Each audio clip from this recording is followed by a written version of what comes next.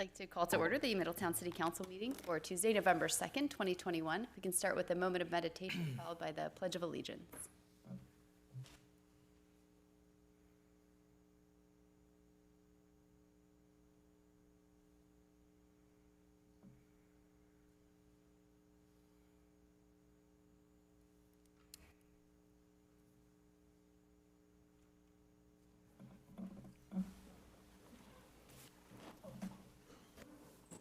Pledge allegiance to the flag of the United States of America and to the republic for which it stands, one nation, under God, indivisible, with liberty and justice for all.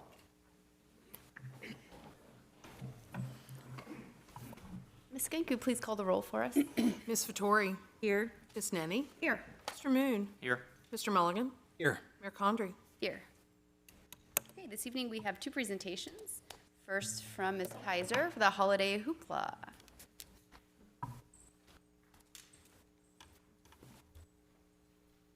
Well, first I'd like to thank you, Madam Mayor and City Council members for having me tonight. I'm really excited to share with you what we've accomplished in a very, very short time for Middletown. So I'm representing the Holiday Hoopla Committee, which is John Ferrando, Sharon Flagel, Elizabeth Slamka, and a couple members that aren't here are Cody Gertz and Ben Earls. So we're very excited. We've been working since I had this dream last December, and believe it or not, this is happening before a year is up. So this will be happening if you drive by the park, you'll see the lights are up. So I wanted to introduce myself. I'm Evan Kaiser. My husband and I moved here about 15 years ago, and we had all of our kids have been born here in Middletown, and we love Middletown. We drank the Kool-Aid a long time ago. So, Middletown is a very important place for us. We cherish everything that you've tried to do to revitalize the downtown. And starting about 10 years ago when that revitalization started, it was a big and exciting time. And I would bring my kids to the library, and then we'd go to all the different shops and visit all the shopkeepers. And then, fast forward to now, that revitalization hasn't been sustained. So when you look at what sustains revitalization, it's businesses and customers. And we just don't have that business and customer draw, bringing a continuous stream of customers to our businesses. And many of them, that were open 10 years ago, are now closed, sadly. So what I wanted to, this past Christmas, when I saw the lines for Light Up Middletown, I thought, there are people coming to Middletown. So I don't know who's in charge of the presentation or how to run it. I don't know if you have slides on here. Do you have a separate presentation? I was not. Very visual, so I guess I will hold it up. We can also pass them. Pass them around. Certainly it'll get moved. Do you know who you sent them to? Amy? Me? I think so. Didn't I think I talked to Chris about it?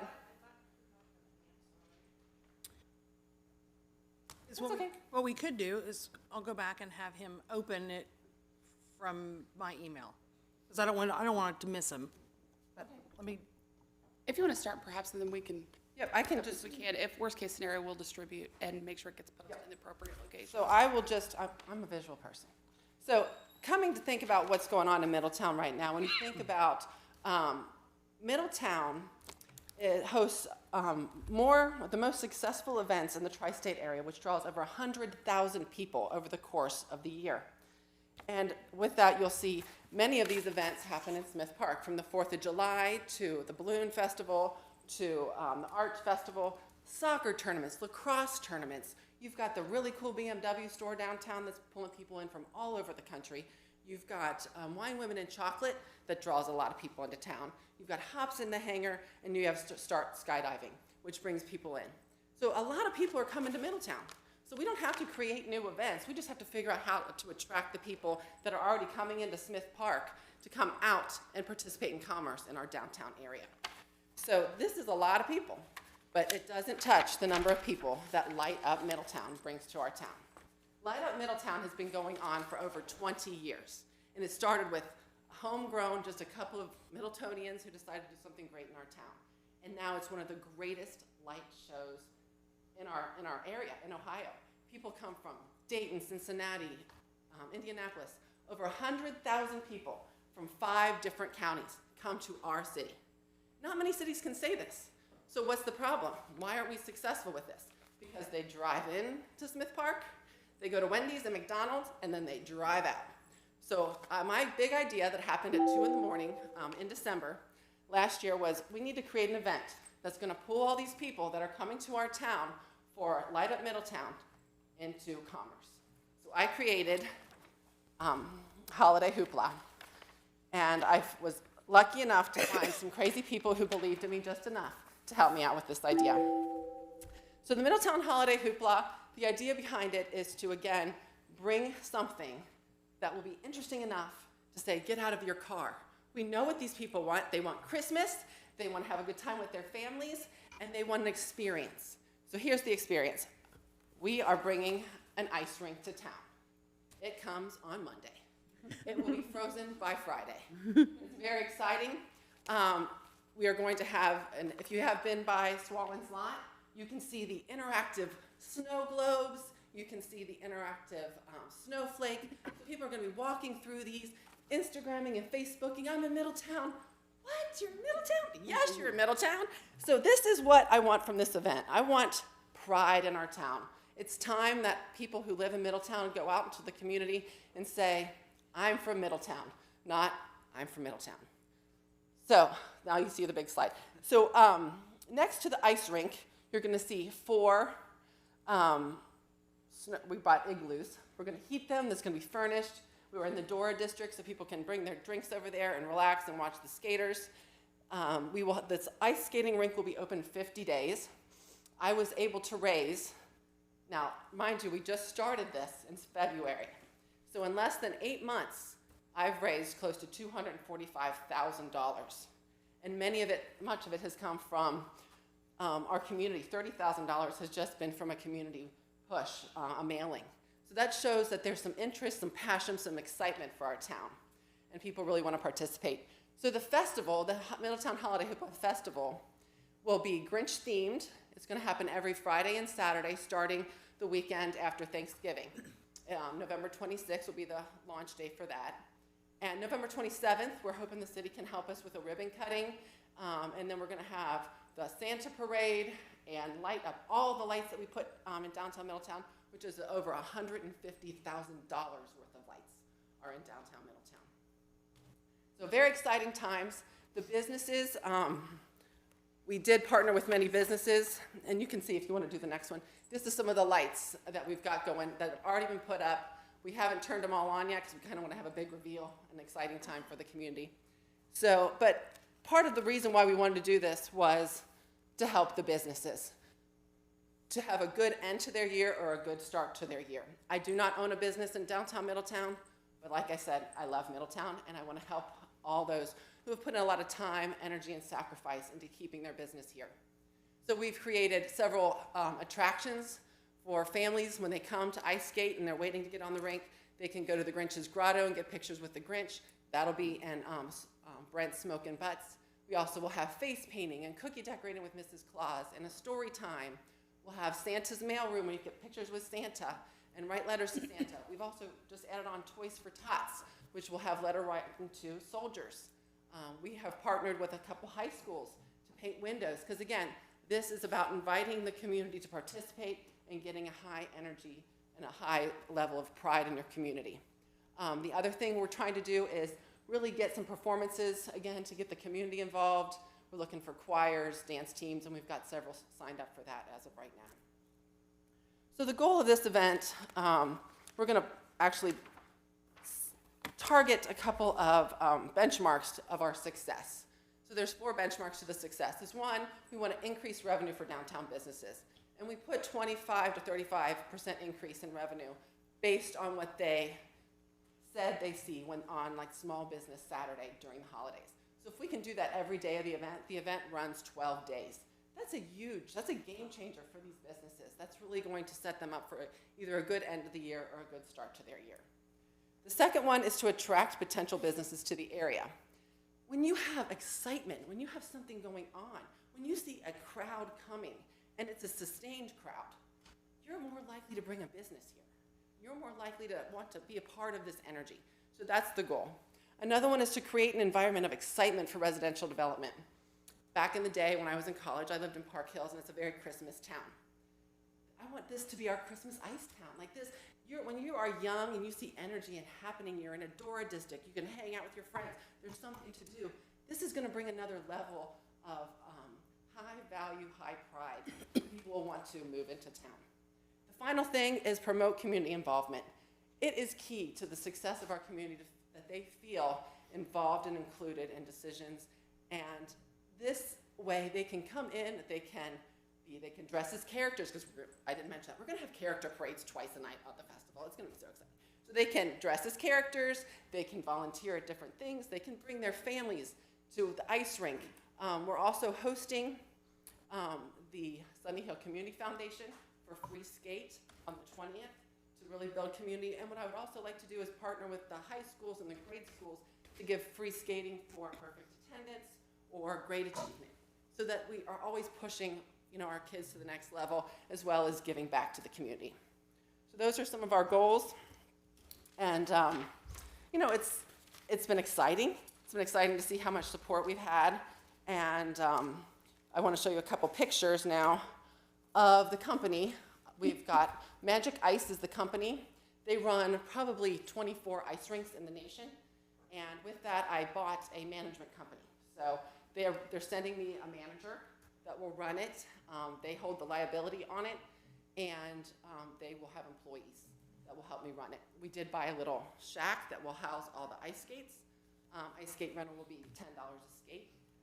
And then it'll be open during the week, Sunday through Thursday, from 11 to 10, and on the weekends, which are Friday and Saturday, from 11 to 12 a.m. And that, again, will be a 50-day event. So here's another picture. Our ice rink is 48 by 100. My goal for next year is to be big enough to have a Zamboni. So, we got to think big. So we do have lights and things coming with our package. So keep going. So, yep, next one. And if you see on the end, we'll have a chiller coming. It's a 16,000-pound chiller. So I had to run electricity to the park and put a new transformer over there to run that chiller. So even if we have a 70-degree day in December, we will have ice. So very exciting. Now, with all this being said, to have a community that has sustained economic development, you need a constant flow of customers. So right now we're talking about the Christmas season, and we are going to have a constant flow of customers to our downtown. So if there's 100,000 people and I get at least 10 to 20,000, it's going to be a good day for our businesses. So what do we do the rest of the year to continue the sustained growth? Well, after talking to my ice skating guys to see what they do and what I could put on that ice skate footprint, they let me know that in like 3 cities that they're trying this out, there's a new thing that they're doing. You can, next slide, an outdoor roller rink. We can put an outdoor roller rink and all those things I mentioned at the beginning, the fireworks, the balloon festival, soccer tournaments, lacrosse tournaments. Again, now we're still pulling them out of Smith Park, giving them a reason to come out, because they never had a reason to come out before. You got food trucks over there, you got stuff, you don't have to come out. This is a reason. So that's one view. This is in Philadelphia. The next one I think is this is the one I think looks like us. Doesn't this kind of look like us? So this is a very cool model. You got that checkerboard pattern. And then the next one you can kind of see, we can have a big flat screen TV. They say it's booked. They have to do it online booking because they don't have enough time slots for everyone.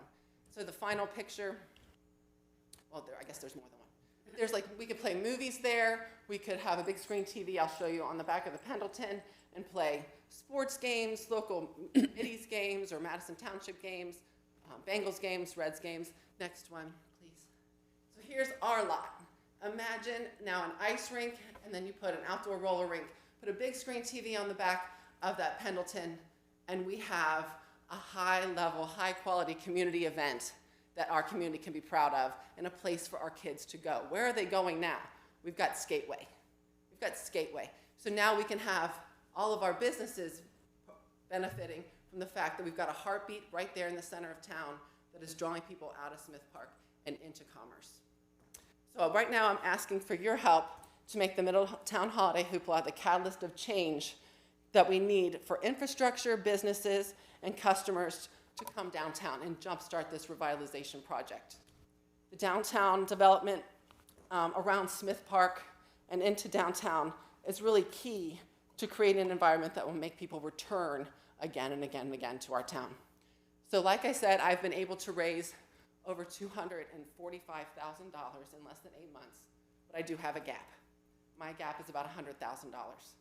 And if I had a couple more months, I think I could do it. But now is when, you know, we're getting the inventory and things need to be paid. So I'm looking for your support and help with helping me meet that gap. So thank you for your time, and I really appreciate it, and I look forward to seeing you all in the ice rink.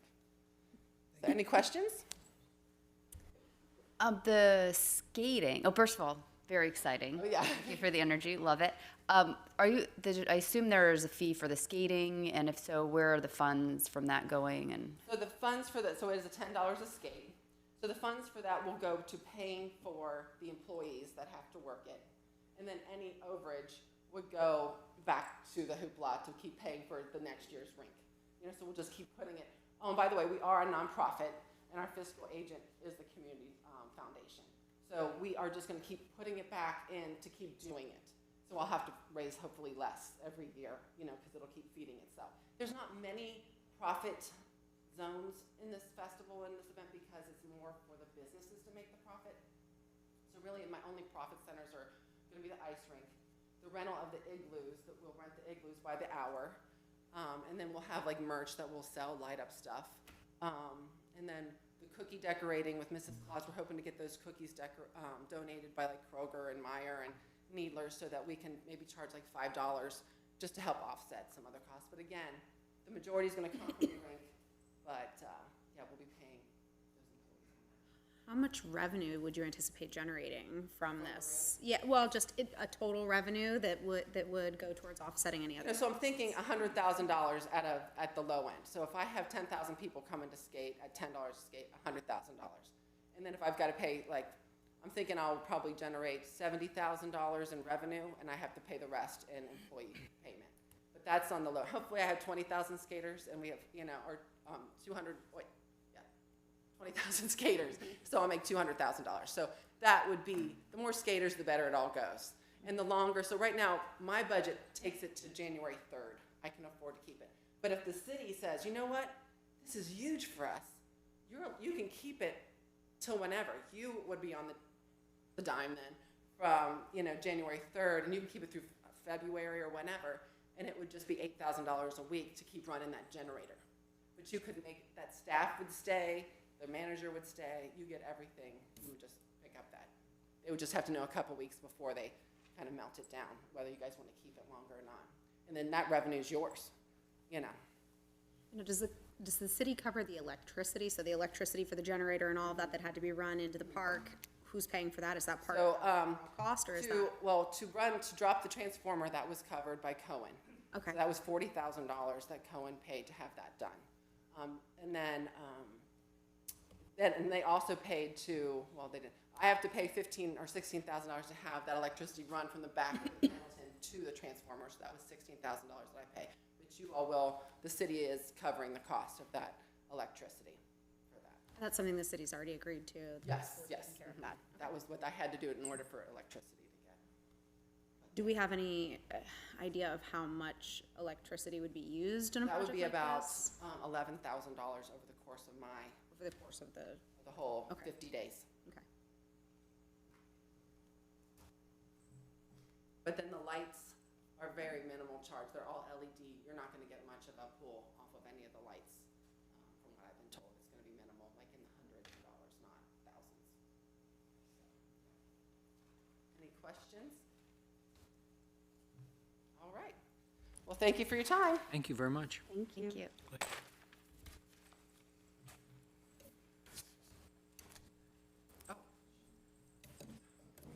Okay, next we have a presentation with Market Foresight for the housing study update. And just kind of as a preamble to Michael's presentation, you may recall that over the last several months, we've had a number of questions that were related to the possible demand for multifamily units within the community, particularly market rate units, and particularly on the eastern side of the city. So we had answered a number of those questions, but as we answered them, we realized too that there was a real need for additional market study to be done. And we found Michael, who has come with lots of recommendations here, both in the public and the private sector, who does a lot of this sort of work, and was able to put together a study for us. He's going to present it tonight. And I think he'll tell you a little bit about kind of his background and what he does as well. So with that, Michael Dinn of Market Foresight. Mayor Condrey, members of council, Michael Dinn.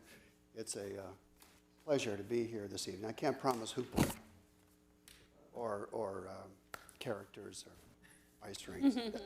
When I saw Hoopla, I said, who puts Hoopla down? And you brought Hoopla tonight. That was awesome. Thank you very much. Oh, I'm sorry. For 21 years, I've been advising teams who are considering new housing developments, all kinds of housing. I've been in housing for 34 years after old time in the Navy, and I've served hundreds of teams, many municipalities. I serve lenders. I serve the National Apartment Association. I'm under contract with Mercy Health to help them look at developments. This is all I do, and you'll soon learn that I really enjoy it. I take a conservative and proven approach to mine data. Unfortunately, they're saying that they can't hear you. I don't know if it's possible to get any closer to the microphone. It is turned on, right? How's that? It is, it's better. Thank you. We just want to be sure that we can hear you. Okay. Thank you. Sorry about that.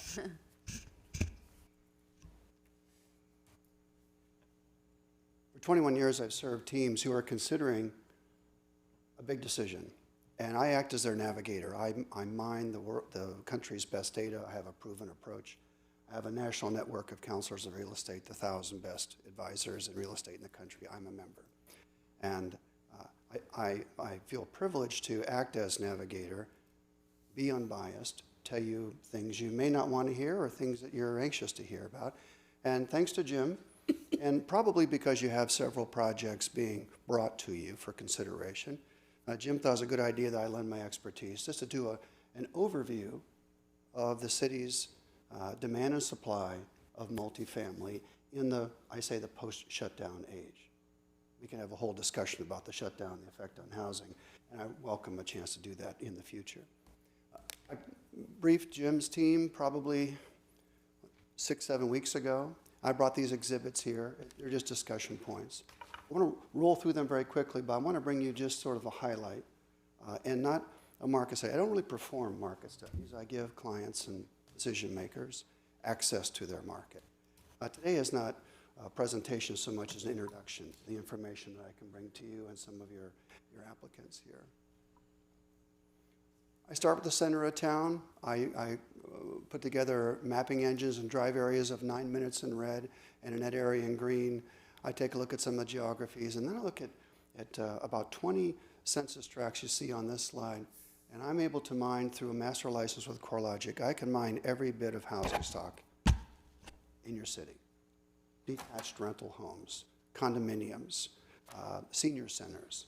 And I take a look at that full spectrum of housing and look at the model of demand and try and make a call if I can measure unmet demand in general.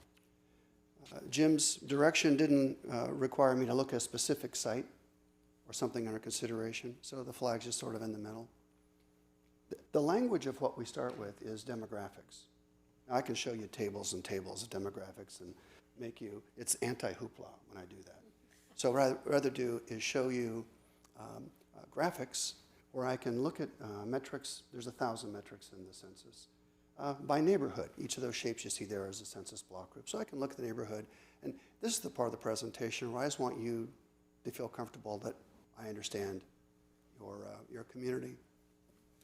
These are total households by concentration, and here's total housing values, same boundaries. Median household incomes. Here's renters today.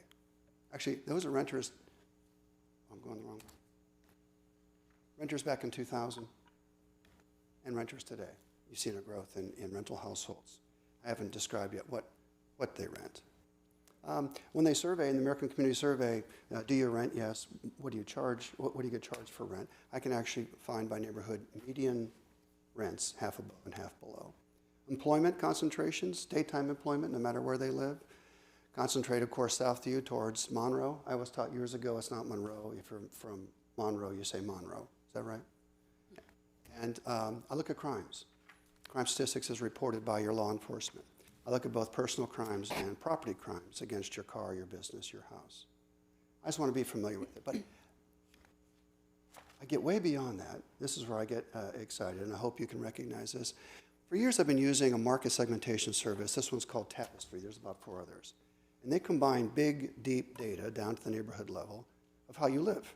So every one of you, everyone in the audience, falls in one of 67 different segments. I call them profiles. That's not very politically correct, but there you go. And they give them kind of goofy names. And the number one I can find nearby is called traditional living. Look on the left there. This is national data, but it's a proxy for our neighbors and people you know and people you serve, because it's how they live. Traditional living families, that young family, that smiling face you see there, have a median age of 35. There's about 4,000 of them in your city. And they're concentrated in those neighborhoods. Just have a little, ooh, look at that. Right here. So they are the dominant majority householder just near this plaza and south. Nationally, almost 40% of these folks choose to or rent their home. Now, when you rent these days, it's either by means or by choice. We can have another discussion about renters by choice, but we'll do that some other time. Next, set to impress. That young lady there, just like the name implies.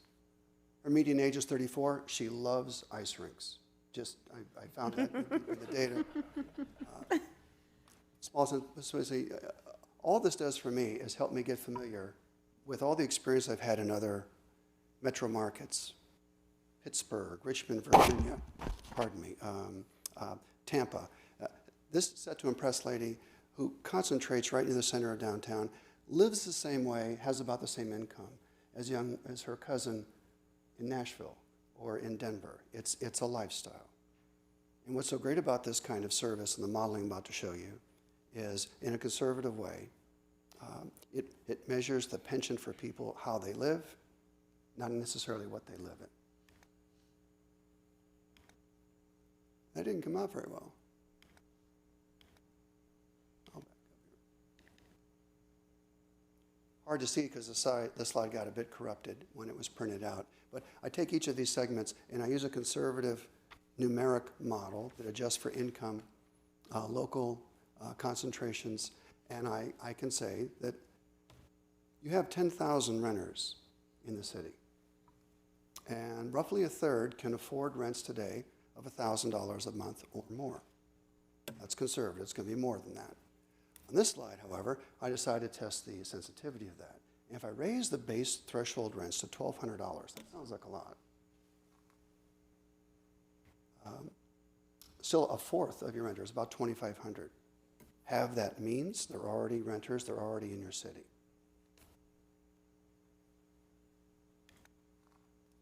And look at the housing stock. I measured every bit of rental housing stock I could find in the city. What I found is almost half of the folks rent a home and not a multifamily apartment. 37% are in detached single homes, probably built in the 40s or 50s.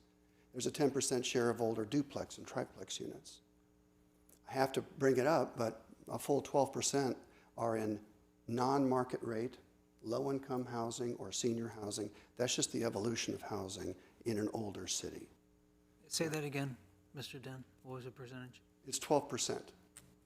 Roughly 1,800 units can be found in 21 different, they're not market rate, they're subsidized or senior for special folks. What that means is about 30, 40% are actually in apartments, and I break it down by, are they over 100 units, are they smaller than 19 units, and so on. That little pie chart kind of very telling. And I take the top projects and I start to plot them for you. By specific sites, Old Town by CMC, Bavarian Woods, you're familiar with Nicholas Place. What jumped out at me is how old this stock is. Nicholas Place is the only multifamily project that's been built here in the last 20 years. In the next 20 years, there's been 5 more. And there's 17 more built over 40 years ago. Over 40 years ago, I was just getting out of high school. And that, what's telling about that is what's provided to our renter neighbors. I've got this cool flip phone I've got to show you. I'm so proud of it. I'm going to blow your mind here. Look at this. It's going to open up like that, right? Latest technology. Now, I didn't have a flip phone 40 years ago, but you can imagine the telephone I had. And it's a simple and goofy thing to say, but apartments and multifamily have evolved thanks to the downturn of 2007, 2008, the financial crisis of 2008. We uncovered a new renter by choice who had never been satisfied. And now we started building this really cool product. $1,200, $1,800 a month. Who would do that? They're called renters by choice. And it's really about mobility and their connection to your community and providing a better product for these folks. I showed Jim and his team how if you strip off in this plot chart here, I can get to an early key conclusion for you, and it's this. In your city, I found about 3,400 renters that can afford $1,000 or more a month. But I can't find more than 650 units that rent for that or greater in your city. So where'd they go? Well, to be in Middletown, it means they've settled.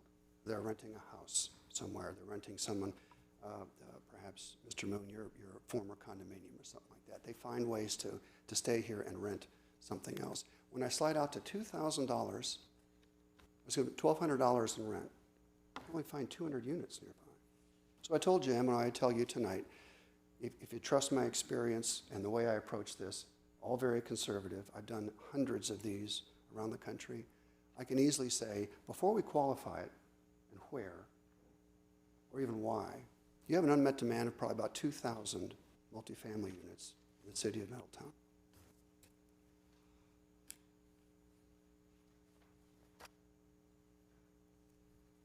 Jim asked me, well, how did this happen?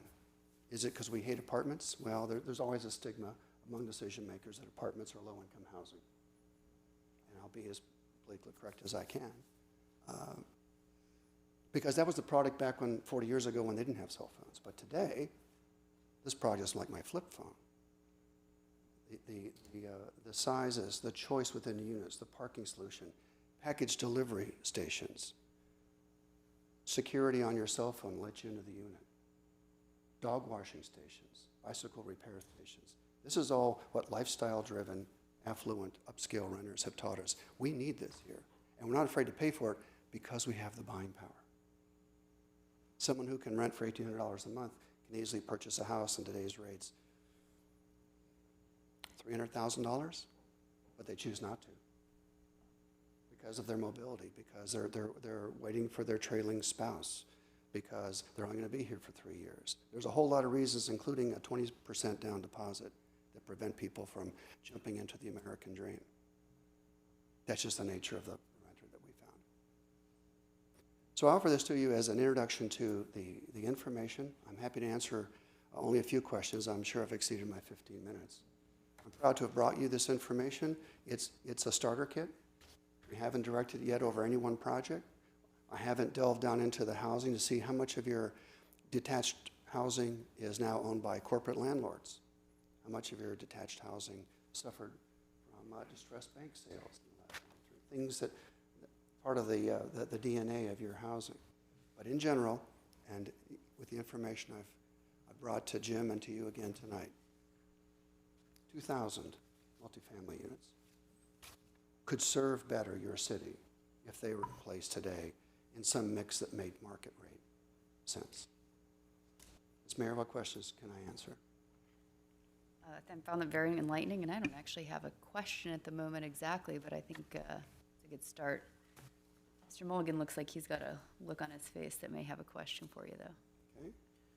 So 2,500 units would translate into, what, 4,000 new residents additional? These are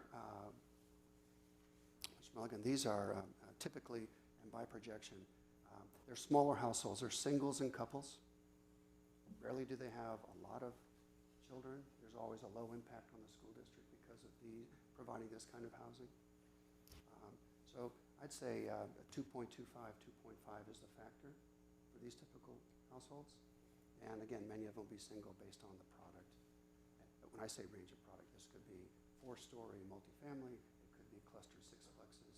It could be some flats over retail and a master plan project. So there's a family of product that could be brought to your market. Yeah, I guess the difficulty is, it seems like the market has already,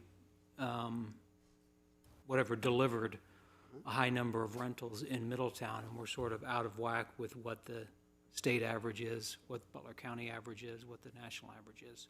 So we're underperforming as far as home ownership, owner-occupied homes. You're saying, oh, don't worry about it, just add 2,500 new rental units. Well, Don't worry about the percentage. we're looking at different data sets. 46%. We can't look at different data sets. We have to look at the city holistically. Right. And 46% of the folks you serve are renting their home right now. That's just what. And I have, right, but So now the- you're saying we're gonna increase that, or the recommendation is to increase that. What we're going to do is, we're not going to necessarily invite new renters in. We're going to serve the renters better with better housing and begin a better circulation. That's the phrase I use, housing circulation in your city. Someone who has, in my letter to you, $48,000, can afford $1,800 a month, wants a nice place to stay, but they're in the $950 a month apartment, kind of stuck there. They could afford more, but that's all they can get. And what they're doing is they're denying that apartment to a younger family or a new transplant to Middletown who only has $30,000.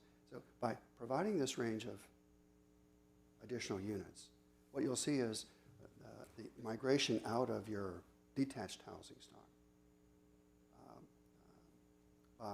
hopefully by corporate landlords, sometimes by private landlords that don't do a great job, no property management. And you give them a choice to go there, and all of a sudden the circulation starts of moves, both homeowner and renter. Think of your moved down seniors who have been in the house for 50 years and the third roof and the second furnace, and they want some place to stay nearby, not senior housing, but somewhere I can turn the key and go down to Hilton Head. I want to be near my grandchildren. Where can they go? It's interesting when you study upcoming families and move down families, they live about the same, and their housing needs are virtually the same. Buying power is a little different. So I don't profess that the data tells me you're going to get 2,500 new renters coming in. You're going to serve your existing renters better.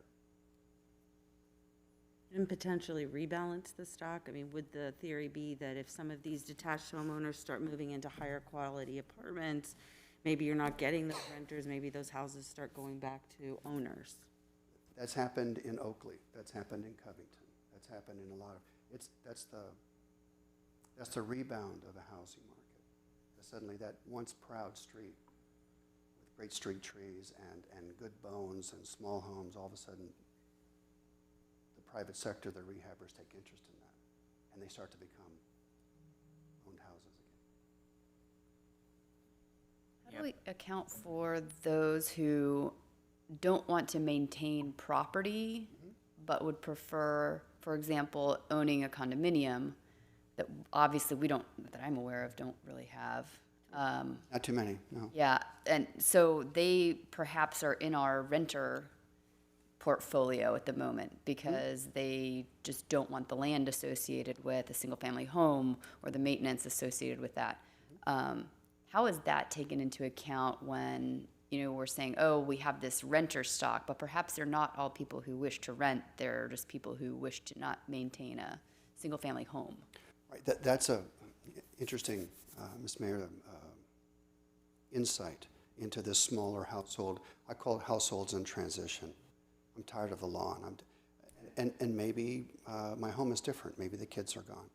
Maybe I've lost my spouse. Maybe I just got married.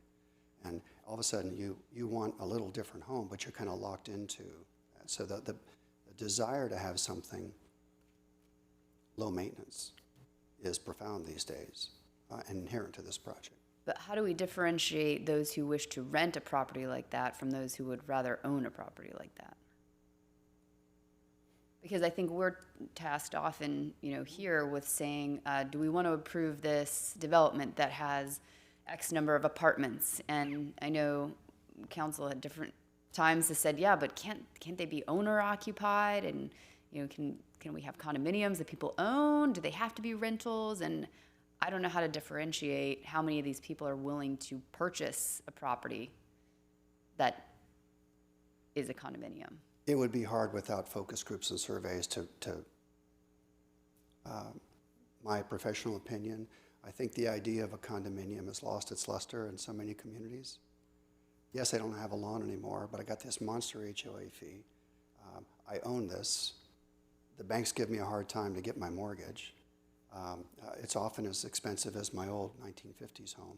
So it has been a choice. I remember the year I was born, the word that won the national spelling bee was condominium. I just always thought that was kind of cool. Condominiums found their glory days about 2003 through 2007 when the mortgage industry was unbridled and we were building these things. But the notion that I own this attached residence has lost its luster a lot throughout the Midwest. Now, you may have a personal opinion, or your parents may be thinking about joining nearby. It's sort of an old holdover from what we used to build back in the 80s and 90s. My experience. Yes, sir. Yeah, just a question, your professional opinion. I think what we try to balance, or at least what I struggle with, is getting to that oversaturation point. Mm-hmm. What is a fair balance? Is there a rule of thumb in your industry that a good rule of thumb or a balance between owner-occupied and tenant-occupied housing? Obviously you don't want to probably get too heavy in either one. And I'm wondering if you have any thoughts on that. It's a great question, but I've made a living out of not relying on rules of thumb, because the character, the visceral identity of your home and your city and your job and your family and your friends nearby, and the soon-to-come ice rink. That's so unique. Rules of thumb, in most markets I've studied in the metro, submarkets, and around the region, typically the renter share of your households, I deal in households, not in population, is anywhere from 20 to, say, 30%. Middletown's at 46%. So is that out of balance? No, that's just the nature of housing stock and what I choose to live in. What will I invest in, either monthly in rent or more permanently in a mortgage and own that house? Age of housing stock, size of units, safety, walkability, all these things factor into it. It is a quadratic equation, but rule of thumb is 20 to 30%. 20, 30% rental? Yes, of your households. And that would include non-market rental. It would not. Okay, so non-market rental would be on top of that? Yes. Okay. And is there not a rule of thumb, but a range of non-market? That's all over the place. Because we're at 12% on top of 36. So our 46 is a composite of non-rental and rental, correct? Market, non-market, you mean? Right, sorry, market and non-market is 46. So you're comparing it to 20 and 30 that doesn't include non-market. So there is a little bit of a apples to oranges there. Yes. Because if you took out our 12, we'd really be at 34, which isn't desperately over your 20 to 30. No, I don't profess that this is a call to action. Oh, no, I just wanted to make sure we're comparing correct I think numbers. more importantly, and since I can bring you and others market intelligence for your decisions. But by the way, I've served 3 terms in Northern Kentucky as city council. I know what it's like. We didn't have cool monitors like this, but we had microphones on. I don't have one, just so we're clear. Take note. So I know that the decisions you need, metrics need to be able to back up Right. your commitment to that decision. But I hope what I brought you tonight is that we have proven market intelligence that can, unbiased, that can help you consider projects up for vote, up for consideration, incentives. What is that process that sets the table so that these projects not only serve your more upscale renters, but also becomes catalytic to other developments, other houses. I had the privilege to work with Dr. Norm Miller from UC and 2 other national experts, and we did a sweeping demand study for the National Apartment Association in DC. This is about 3 years ago. I call some of my best work. It's fascinating. We found what looked like an error in our data. And over again, what we found is that across the nation, something like 30% of the multifamily housing in America doesn't get counted by the census because it's too small. It's a 6-plex owned by the Ramirez family. It's around the corner, and it was built probably in the 50s. Doesn't get seen. The brokers don't see it. Only CoStar, I think, sees it, kind of thing. So when we talk about affordable housing, sometimes the really cool question is there any chance we have that actually in place? We just don't see it. And if we got that circulation of housing going in, the more able renters in comparable product, can we christen 3 streets and bring them back up in the building code and make this affordable housing that's already in place? America needs to, this is a whole other topic. This is the kind of thought process and true leadership that comes out of these questions and this data. I know it's one bite at a time, as mayor, but you have access to. I look forward to bringing you more presentations in the weeks ahead. Michael, I just have one more question. Sure. I'm curious about the relation of our detached versus attached housing stock versus other averages in the area. So how does our detached housing, as in what could be single-family housing, how does that compare to other communities that are surrounding us? You know, we've got 37% of detached housing. How do we take that detached housing and decrease that number, and what does that number look like in other communities? That is a great insight, and my little pie chart just shows you currently who rents and what kind of housing they're renting right now. What does that pie chart look like as an average in the area or for other cities, is what I'm saying? Like, do they typically have less detached housing Yes. in their stock? And what percentage is normal for that? 12, maybe 20% might be in homes. Maybe a third will be in homes, a much smaller share of non-market subsidized housing, a much greater share of scaled multifamily over 40 units. And then if you're an older community, I've said Oakley before, you've got that big share of that Ramirez household, that 4 to 19 unit. Here it's only 12%. Sometimes it's as large as a third. And then the answer to that question, Ms. Nenny, is well, let's move the lens. Are we over a first-ring suburb? Are we near downtown? Are we out in New Albany, Ohio, where the topography and the market is different out there? Okay. A lot at once, but thank you for the chance to serve you. Again, Jim, thanks to you and your team for bringing me out here tonight. I'm available to answer any questions going forward, and thank you.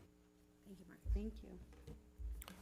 And just to sort of let everybody know and I think Michael sort of described it, what's good about his services is it isn't sort of do a big market study at any given time, which he could do, but it's really sort of take on specific questions, look at data sets, understand data, dive into the data, tell you what it means, what it could mean. So that's why it's kind of nice to have him available at any given time, sort of if we needed it for some specific question or some specific topic or some specific project. So a good resource to have.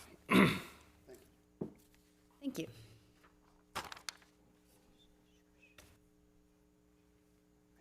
Next, we have our citizen comments. This evening, we have 6 of those. I'll just remind everybody, we have 3 minutes to speak, and when you can come up to the dais, state your name and address for the record for us. The first individual is Dwayne Gordon, followed by Kelly Kuvar.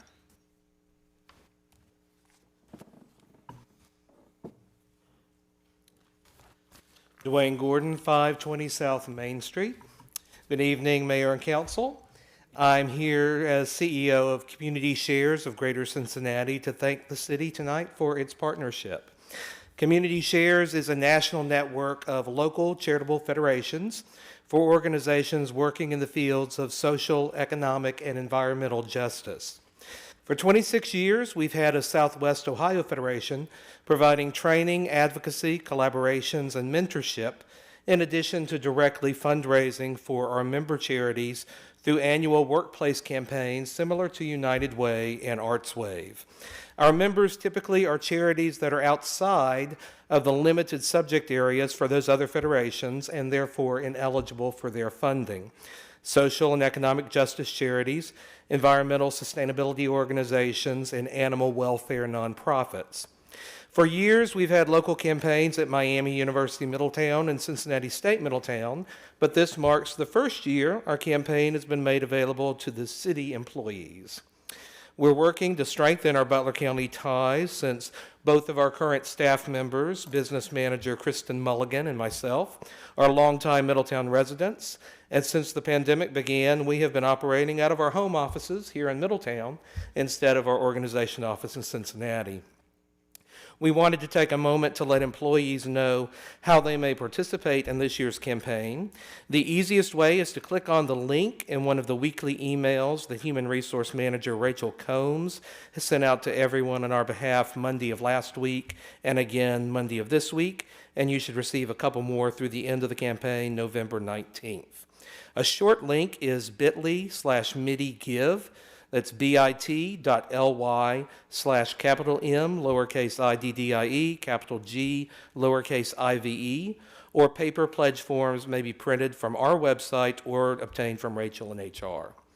We encourage complete donor choice in philanthropy, so while we ask donors to consider designating pledges to benefit Community Shares member charities, such as our no-kill local animal shelter Paws in Monroe, or Planned Parenthood, which sees almost 2,000 Middletown area patients each year, we accept pledges designated for the benefit of any right-in charity, church, or school within the United States, and process those payroll, check, cash, credit, or debit card gifts for the donor. So we thank you again for offering our campaign to your employees this year and look forward to many years of partnership to come. Thank you. Next, we have Ms. Kuvar, followed by Marty Kohler. Sure, it's Kelly Kuvar, 2615 Worcester Place. I noticed the minutes of a meeting about the RFP are on today's agenda, and I just have one question. Why is the mayor referred to as Ms. Condrey in those minutes as opposed to Mayor Condrey? That is my question. Thank you.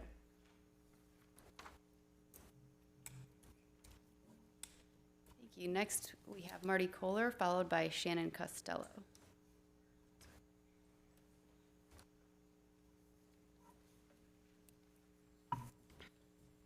Good evening, Mayor and Council.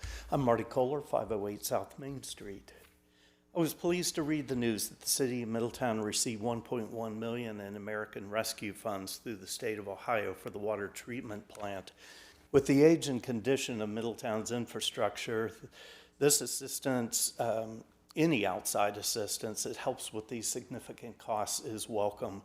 Rather than borrowing the money, thereby increasing water rates, the citizens of Middletown will benefit from this grant in the form of lower utility rates. At your last meeting, there was a presentation for the American Rescue Funds.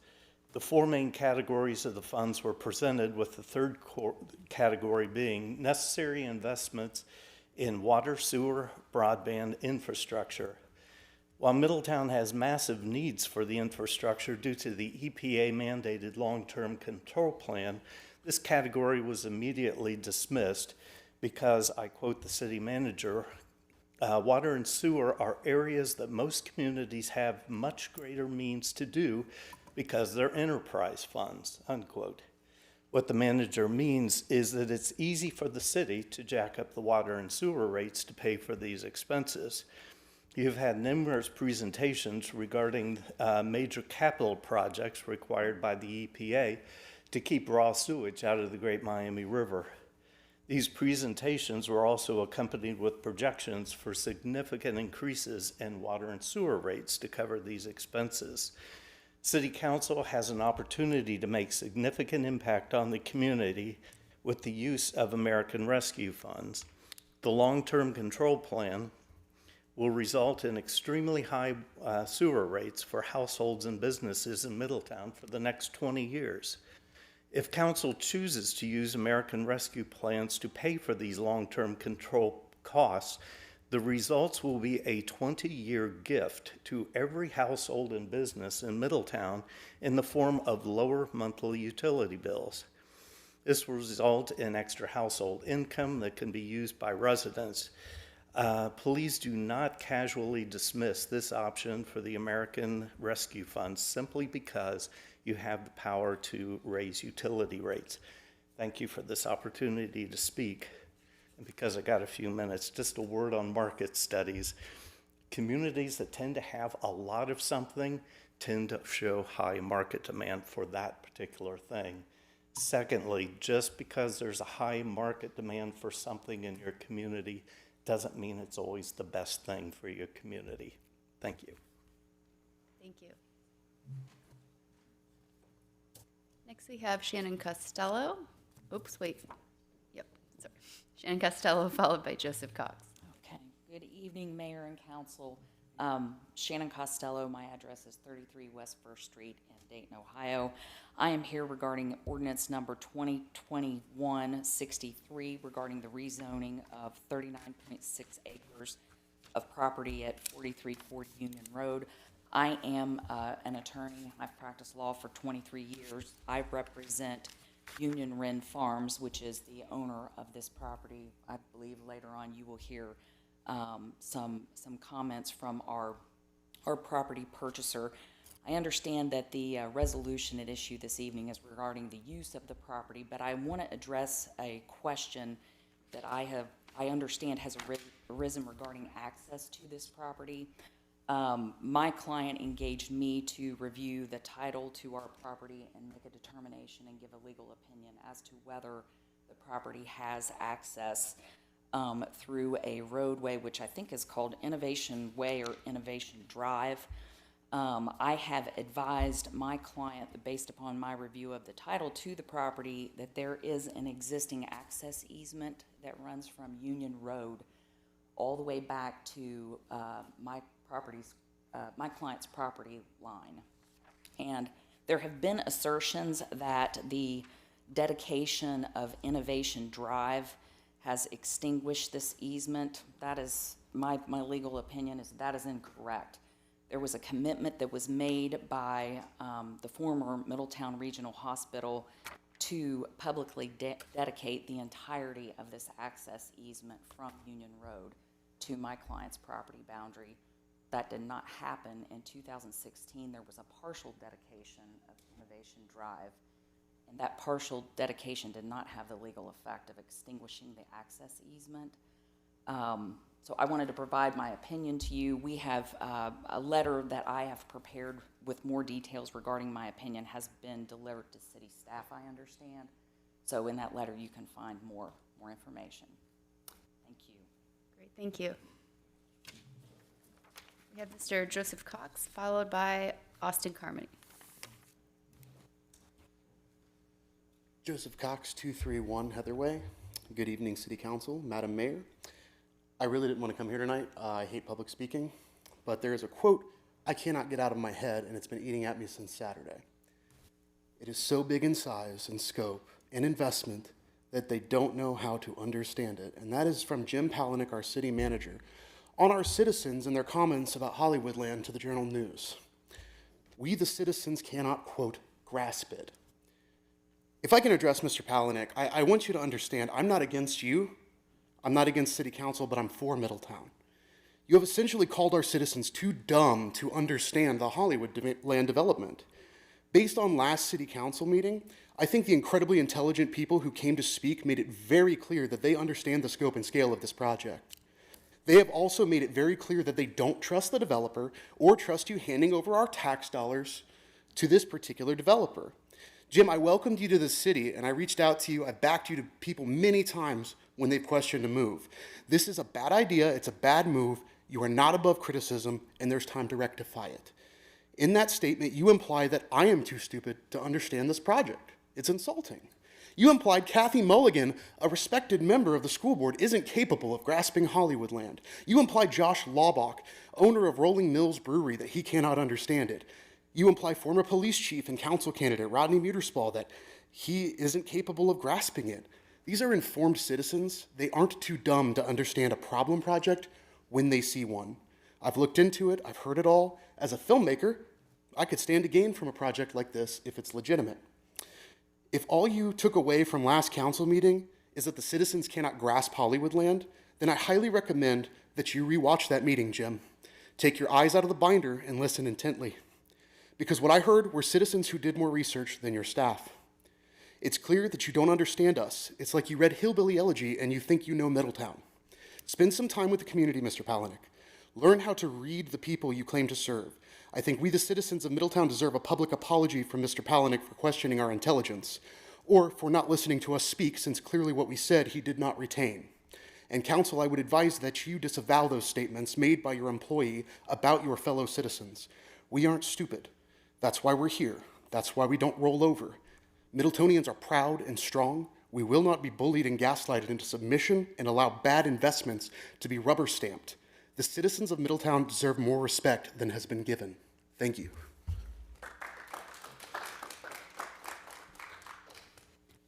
Our final citizen comment for the evening is Austin Carmody.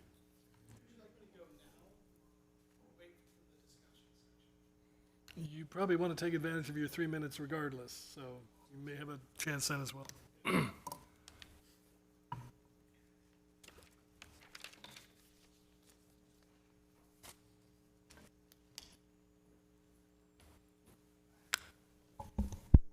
you.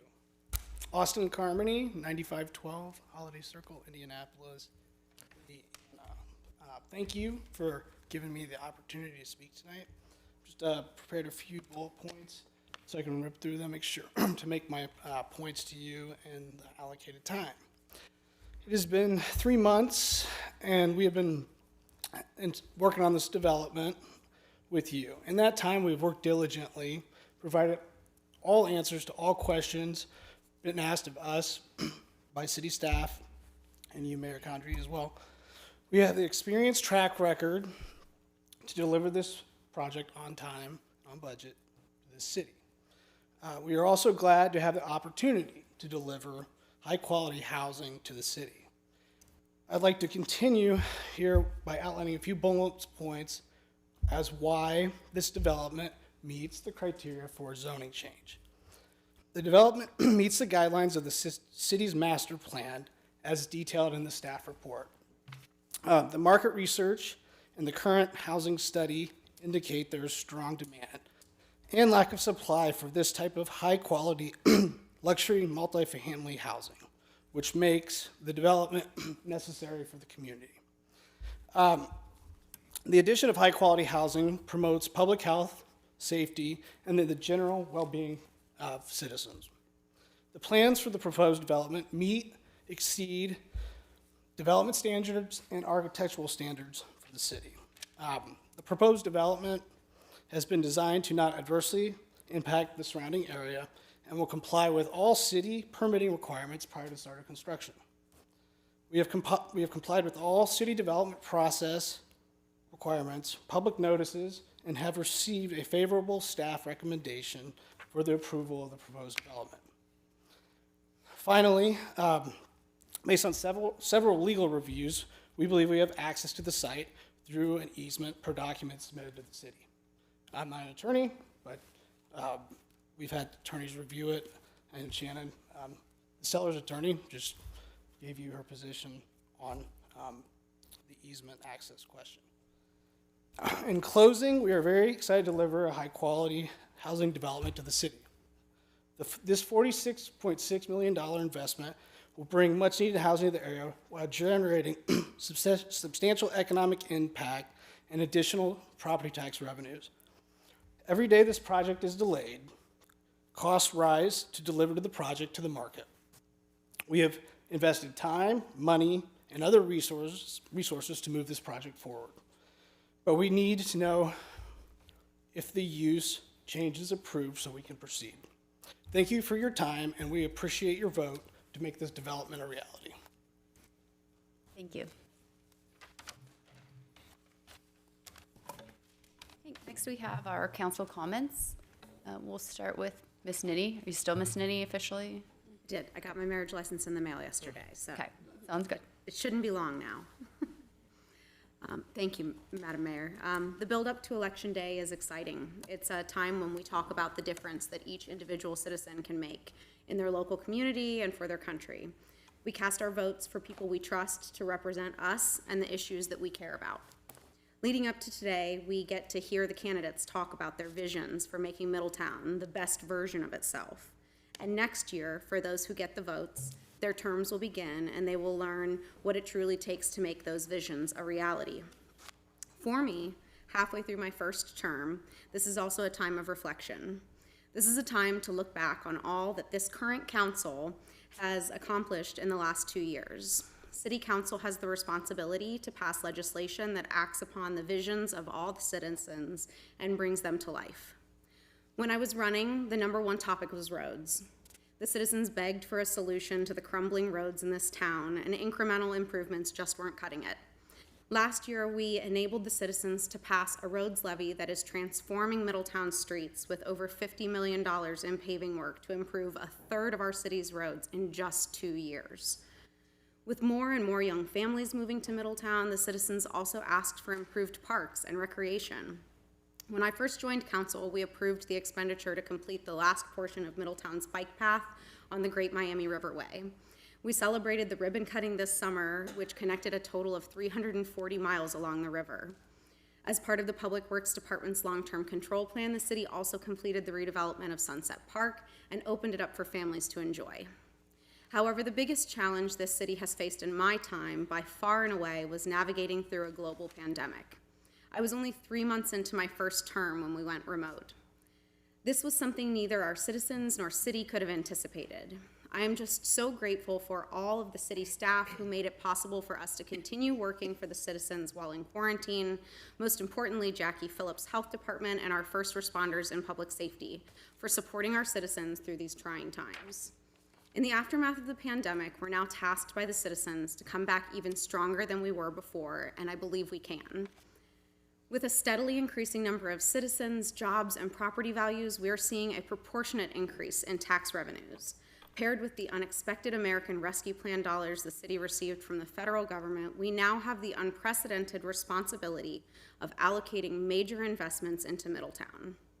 Seeing this city through its many ups and downs, I believe that council and staff are challenged with a once-in-a-lifetime chance to create opportunities for exponential growth. Our citizens have great vision. They see a Middletown with a bright past and an even brighter future. And it is my honor to serve you for the next 2 years of my term and to continue working to make your visions a reality. Thank you. Thank you. Mr. Moon. Yes, well said, Ms. Nenny. Let me briefly mention Hollywood Land, since I'm sure many of you are interested. Just looking at this realistically, I'm really struggling to see a path forward for this project. Communities have to support development projects, both in the construction phase and long-term, for them to be successful. Right now, I'm not seeing a lot of support out there, which makes moving forward very difficult. So we're going to have to work through that, and if the community isn't going to support the project, again, it's going to be incredibly difficult to move forward. On a completely different note, I did want to mention Kiwanis Pancake Day is this coming Saturday the 6th. It's from 6:30 a.m. to 1 p.m. I'll be on the grill. I'm not sure exactly what time I'll be there, but that is yet to be determined, and is at the Eagles Lodge, I believe, on Main Street. And that's all I have tonight. Great, thank you. Mr. Mulligan? Thank you, Your Honor. I extend my thanks to Mrs. Kaiser and the Holiday Hoopla crew. I couldn't believe when we discussed this a year ago that it's come to fruition, but it just shows your spirit and tenacity to get it done. And I'm thrilled to see the lights that have been going up in the past couple weeks, and of course installation of the rink that's to come. So my hat's off to you, and looking forward to that, adding that component to our downtown atmosphere. And it's going to be, it's a win for everybody, so thank you. Thank you. Ms. Vittori? I want to thank Rochelle Lyons and the Economic Development Department. They had a business meeting, breakfast celebration this past week that was really phenomenal. There were professionals from all over Ohio, frankly. I even talked to some guys from Indiana, and these were developers, other municipal officials, and people working all across Southwest Ohio and greater, and they were so impressed with what you guys put together. They were so excited for Middletown. They were really surprised with all the potential projects that we have on the forefront, and they really thought that this was a great time for Middletown. So it was a really wonderful meeting to be at, and I'm very grateful that you all put it together. And I know the fire department helped in a pinch with chairs, so it was a team effort as usual, and I think it was a great experience, so thank you. I was gonna touch on, I'll wait on that. And also thank you to Avon. I know you've been working on this so passionately, and you've reached out to so many people downtown, and you're working so hard to really help the community downtown, which definitely needs it. So I also want to thank you for your efforts. And that's all for now. Thank you. I just had a couple comments. Elections, I want to also comment on that. No matter the outcome of the election today, I definitely want to applaud Julie Lewis-Smith, Joe Mulligan, Rodney Muterspaw, Jennifer Carter, Zach Farrell, Kathy Mulligan, and Todd Moore, for their willingness to put themselves out there and run an election to serve our city in a very critical way. Democracy and freedom don't just happen without people willing to serve. So best of luck to everyone as the ballot results come in, and I hope we have the opportunity to engage and work with each of these individuals as representative of our citizens in one way or the other, no matter what the outcome of this evening is. Then one other comment, I wanted to just circle up about the pre-development agreement with the OZH&R Middletown that we signed on the 2nd of March, 2021. I had asked for the check, and it looks like the check was written to a different company than the one that we approved the agreement with. It was signed to Oz Hotels and Resorts, LLC on the 5th of March, 2021. And then also we received information from the pre-development agreement from a third company. I'm just asking for a third time now. Do we have an updated contract or assignment of assumption of contract right and obligation signed from that OZH&R Middletown LLC to Oz Hotels and Resorts LLC? And then again, now it looks like we need a third one, that one, and then one for Main Street Community Capital LLC, because as far as council is aware, the city of Middletown has not engaged in any official contracts with Oz Hotels and Resorts LLC, who the city now paid $250,000, or Main Street Community Capital LLC, whose name is on the deliverables associated with the agreement. I just want to make sure we're not giving money to companies that shouldn't be given money to and aren't associated, and it just seems a little not right. So can we look into that? Because I've asked it 3 times now, and I'm concerned. Please do. Yeah, I've been taking a look at this for probably about the past week and a half. The first letter was submitted with the letterhead that has OZ Hotels and Resorts and text that included OZH&R Middletown. I think when we went to pick the payment system, the person that entered it picked the OZH&R off the OZ Hotels and Resorts off the top of the letterhead and not the center. We also had a W-9 provided by OZ Hotels and Resorts, so we're looking into that.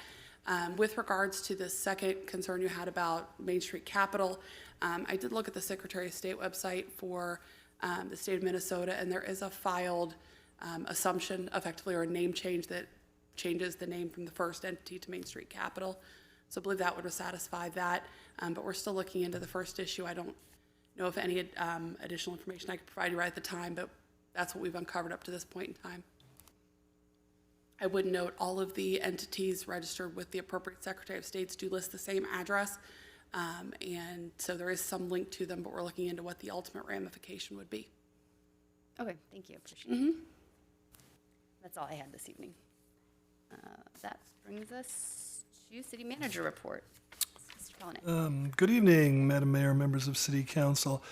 First item, I would ask if you can remove item number 9 from your agenda for action this evening. That is the Ohio Soda Economic Development Incentive Grant. That agreement was not yet complete, so we have a little bit more work to do on that, and we would bring it back next time for your consideration. So again, a bit premature, so we would ask you just simply not to take action on that. Second thing I wanted to mention is on Wednesday of last week, October 27th, we got a visit from the Ohio Department of Development Director, Lydia Mihalik. She was here to formally announce and award the City of Middletown a grant in the amount of $1.125 million for our water treatment plant, specifically for the project that is going to be doing the lime residual pumping and processing. And it kind of goes to show, again, the incredible work that our Department of Public Works and Engineering does, headed up by Scott Tadish, and particularly I wanted to point out Nikita Lancaster, who has really been working diligently on this project and others, and doing everything she can to acquire grants. So another great example of, doing whatever we can to bring in additional funds here to make it a little bit less burdensome on our community. So hats off to Scott and Nikita. They do a great job. You'll see a few more things on tonight's agenda related to that. But again, we were very excited about that. Also wanted to mention the health department will be having a booster clinic November the 11th, Thursday, from 9 to 3 here in council chambers. It will be all vaccines are available. Also, if you're just simply getting your first regular vaccine, you can go there as well. Questions specifically, you can call 425-1818. You can also actually sign up for the boosters at the website gettheshot.coronavirus.ohio.gov. And the last thing I wanted to mention is the Warren County Administrator's Office issued a press release today following their decision-making on their ARPA budget. And I just wanted to read one of the quotes from their press release. And it says, specifically, plans are ongoing to support our workforce and continued economic development. Additionally, a new project to develop a multi-purpose entertainment venue along the 75 corridor is emerging through our partnership with the City of Middletown and the private sector. And of course, with that, they're referring to our town mall redevelopment and the indoor ice facility. So they've now released that publicly, so that's certainly good news. And that's everything that I have. All right, thank you. Next is the consent agenda. Ms. Gink, will you please present that for us? I wanted to actually ask a question before we move forward on there, and I think it was something one of the residents touched on. I did notice that these airport commission minutes, they've been on, they've been off, they're late, and there was a change from Mayor Condrey to Miss Condrey, so I just wasn't sure, what is that about? Do you know, Susan? I was asked to make that change. I mean, I'm happy to address that. Okay. Gladly, yeah. I would as suggest, though, the consent agenda is not meant for discussion. If But can we move pull that it item out? to the Yeah. motion agenda? That might be the most appropriate way to handle it. And then you can have the discussion on the motion agenda. Thank you. Do you need a motion, Amy, or is that just, Yes, I need a motion in a second to move the airport commission minutes off of the consent agenda. I'd make the motion. A second. Ms. Gink, you please call the roll. Ms. Nenny? Yes. Mr. Moon? Yes. Mr. Mulligan? Yes. Mayor Condrey? Abstain. I'm not sure if I should even, I don't know. I'll Ms. just. Vittori? Yes. So I will read the consent agenda Without that. without that, Thank you. and then that'll be a separate item. Thank you. For your consideration this evening, we have to receive and file the board and commission minutes from the Library Board of June the 3rd, July the 20th, August the 17th, and September 21st, 2021. The Historic Commission from August the 19th, August 31st, and September 14th, 2021. Civil Service Commission from August the 19th, September 16th, and October 13th, 2021. The Planning Commission minutes of September 8th, 2021, and the Board of Health minutes from September 14th, 2021. To receive and file the oaths of office for Christina Blanton and Hannah Moore. To request approval for a contract with EJ USA Incorporated of East Jordan, Michigan in the amount of $2,003.80 for fire hydrants with a 4-foot, 6-inch barrel and $2,049.10 each for fire hydrants with a 5-foot barrel for an estimated usage of 15 of each size over the 2022 2022 calendar year with an optional one-year renewal for 2023. To request approval to purchase a new Bobcat UW56 off the ODA's contract for the water reclamation facility in the total amount of $53,350.92 from Clark Equipment Company, doing business as Bobcat Company of West Fargo, North Dakota, and to approve the final development plat for the Renaissance Subdivision 1, Phase 10. I move to approve the issues and actions set forth in the consent agenda. Second? Ms. Ganku, please call the roll. Mr. Moon? Yes. Mr. Mulligan? Yes. Mayor Condrey? Yes. Ms. Nenny? Yes. Ms. Vettori? Yes. For the motion agenda item, we have the approval of the Airport Commission minutes from July the 19th, 2021. So I guess I'll ask the question again as to why it was changed from, because I know we've been waiting, I know we don't like minutes to be late, but these minutes are seemingly late, and they've been changed from Mayor Condrey to Ms. Condrey. And you're saying that's because? Staff was asked to make that change. Yep, so when I saw the minutes, I did not sign into that meeting as Mayor Condrey. I went to a meeting as a citizen, which every council member is allowed to do. There was already a council member at that meeting, so there was no Liaison need to the commission. Correct, he is the liaison to the commission. Right, so he was there as council member, Moon? He was, correct, yes. I signed into the meeting as a citizen. I made one question as a citizen, and I To just the requested. RFP on the FBO that your boss used to have? That's the question you asked? I'm sorry, if you have an issue dealing with, I just know you're very sensitive to your ethics opinion, and I think your ethics opinion would preclude some kind of conversation like that. And normally you hesitate from even, just now you abstained from even voting on moving it to a motion item.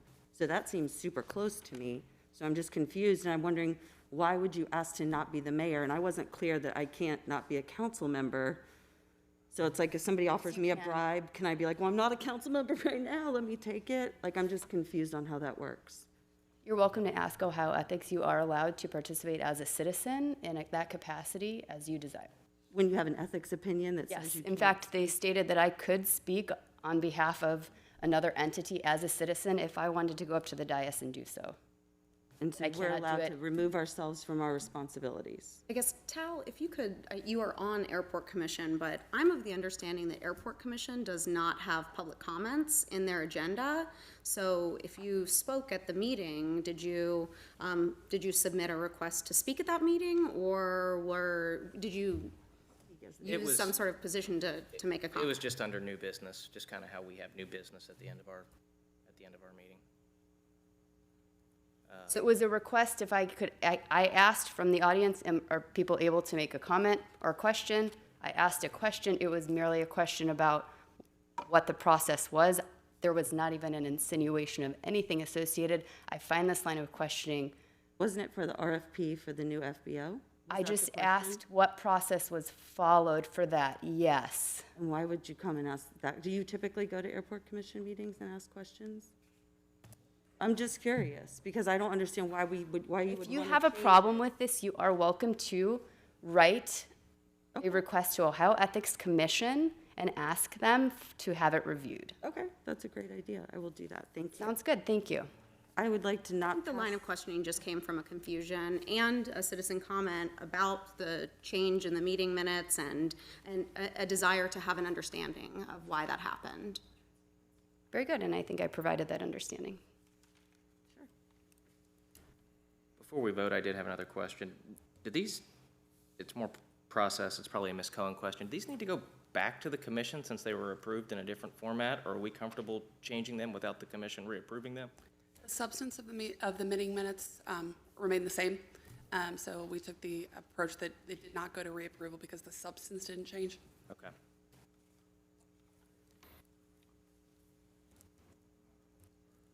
I'd make a motion we approve. Second. Ms. Gank, will you please call the roll? Mr. Mulligan? Yes. Mayor Condrey? Abstain. Ms. Vettori? No. Ms. Nenny? Yes. Mr. Moon? Yes. The second item for the motion agenda is to recommend the purchase of ferric sulfate from Chemtrade Chemicals US LLC of Parsippany, New Jersey, for the use at the water reclamation facility in the amount of $1.9048 per gallon for the estimated usage of 96,000 gallons, approximately $182,860.80, with an optional one-year renewal for 2023. So move for adoption. Second? Ms. Ganku, please call the roll. Mayor Condrey? Yes. Ms. Vettori? Yes. Ms. Nenny? Yes. Mr. Moon? Yes. Mr. Mulligan? Yes. Are you ready for legislation, Your Honor? Yes. Ms. Cohen, will you be presenting that for us? Yes, Your Honor. First matter for your consideration is ordinance number O-2021-91, an ordinance to enact section 648.11, unreasonable noise on private property of the Middletown Codified Ordinances, here for a second reading. So move for adoption. Second? Mr. Palanick, did you have anything to add on this one? Madam Mayor, members of council, I was not here at the last meeting, so I will just sort of briefly describe it. This is a change to an ordinance, what we call the unreasonable noise on private property. In the past, we, for the most part, talked about those noises coming from certain types of things, in musical instruments, things like that. This makes it much broader so that any kind of noise that is emitted from private property from the hours of 10 p.m. through 7 a.m., if they are 50 decibels or greater, are prohibited. So this is sort of makes it a lot clearer. And this really came into play recently when we've seen some folks doing construction work on some of our subdivisions, things like that, where they extend the work hour well into the evening, sometimes even beyond 10 o'clock, which is, inappropriate, or if they get started way too early in the morning, it really disrupts the normal quiet of a neighborhood. So that's really what prompted this ordinance. And of course, this is the second reading. Thank you. Any comments or questions from council? I have a quick question. Who moved and who seconded? Joe moved and I seconded. Thank you. I'm sorry, I missed it. Okay. Ms. Ganku, please call the roll. Ms. Vettori?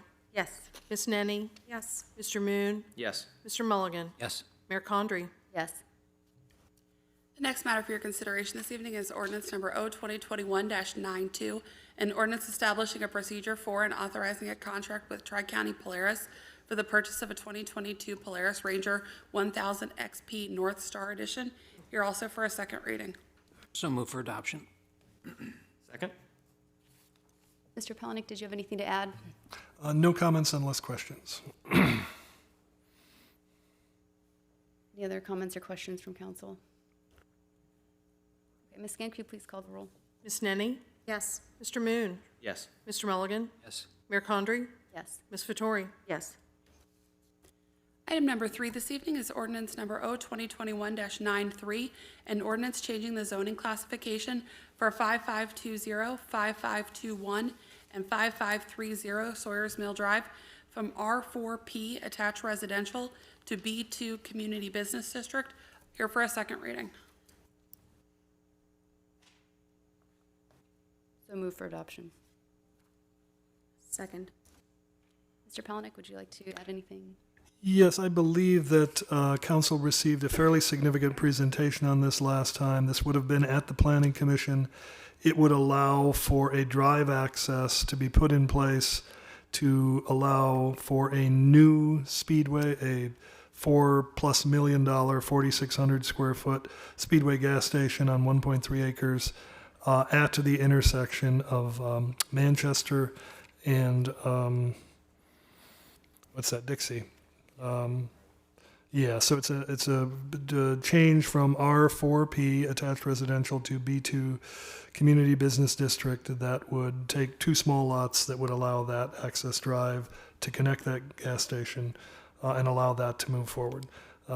Was part of the Sawyer Mill Drive, and then the next item is sort of a companion piece to it, which is to revise the preliminary development plat that would remove those 2 lots from the Sawyers Mill subdivision. Any comments or questions from council? Well, just the difficulty that I have with this change. I think coming before council in about a month would be rezoning for the property immediately across the street on the corner of Cincinnati Dayton Road and Manchester Road, where an applicant has come forward wanting to put a gas station on that corner. UDF, United Dairy Farmers, owns the property across Cincinnati Dayton Road from this subject property. So, and potentially we would have 3 gas stations in the future. I don't think that's consistent with what the master plan calls for the city's gateway. I don't think there's any reason to give up valuable single-family residential lots for gas station access. That's why I can't support it. Did you reference something coming in the future? The council turned down a request from the property located on the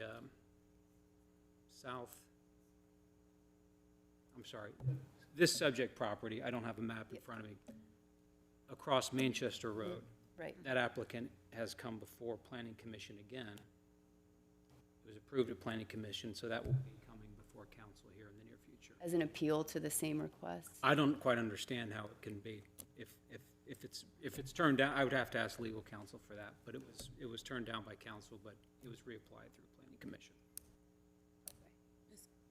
I mean, it's sort of like staff, how many gas stations do we need on this corner? Well, may I say something further? I'm sorry, I would like to add something I didn't include. There is an existing Speedway gas station here on this site. We have a gas station. It is not a very nice gas station. It is a little shed-like development. And all this does basically is eliminate that and replace it with a very nice convenience gas station with a lot more pumps, a lot more convenience activity, and $4.6 million of investment. So we are not adding any gas stations. We are replacing a really miserable little gas station with a very nice, high amount of investment gas station on the same location. But this allows for an appropriate access road to it that would be consistent with what I think it was Warren County desired to have as proper access. So that's the reason for this particular. Doesn't it also move the gas station from Franklin to the city of Middletown? So theoretically, we would be getting more sales tax? I will ask. Is Ashley here? Ms. Combs, I believe, might be in that gallery. Okay. I would reference. I would have her respond Yes, I to do. that. I'm pretty sure that's Okay. true. 'Cause It All right. I want to make sure that I that's. just wanted to state it for From the Franklin records. into Right, and I see that point, but I mean, a 10-bay gas station on this corner that's adjacent to residential, to me, just doesn't seem the right scale either.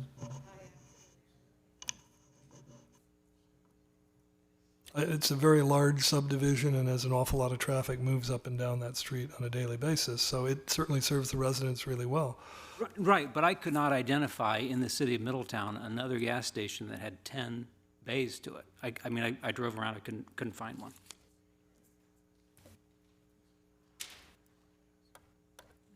Do we have any other comments or questions from council?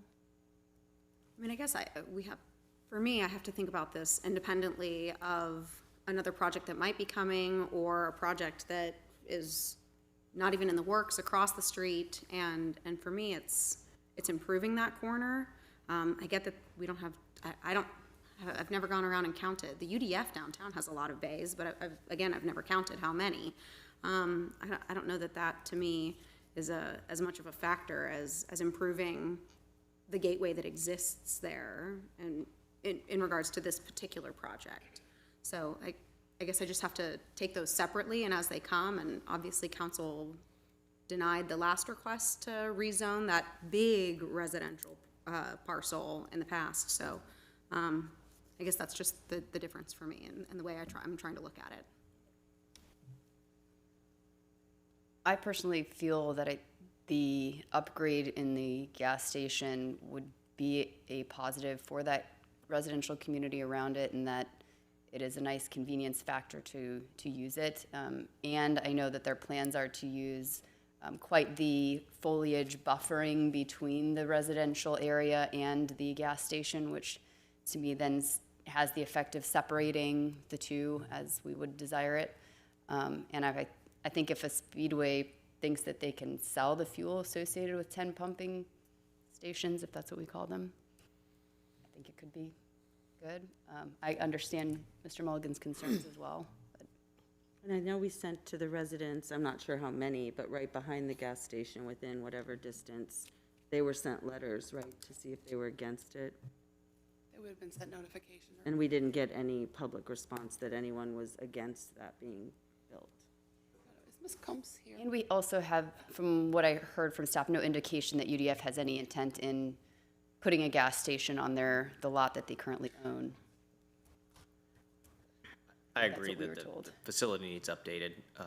I'm going to support the request, but I am going to, in light of what Mr. Mulligan shared, they're talking about a planning commission, I'm going to approach future developments very carefully there, because I think we can't quickly get too many gas stations there.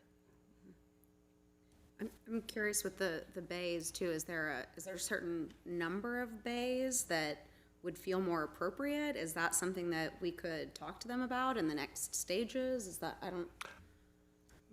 That's an economic exercise. Obviously, they're building what they think they can make profit off. I mean, they're not going to overbuild. No one would do that. So, we're going to dictate to somebody if it fits on the site and it's consistent with zoning and planning issues.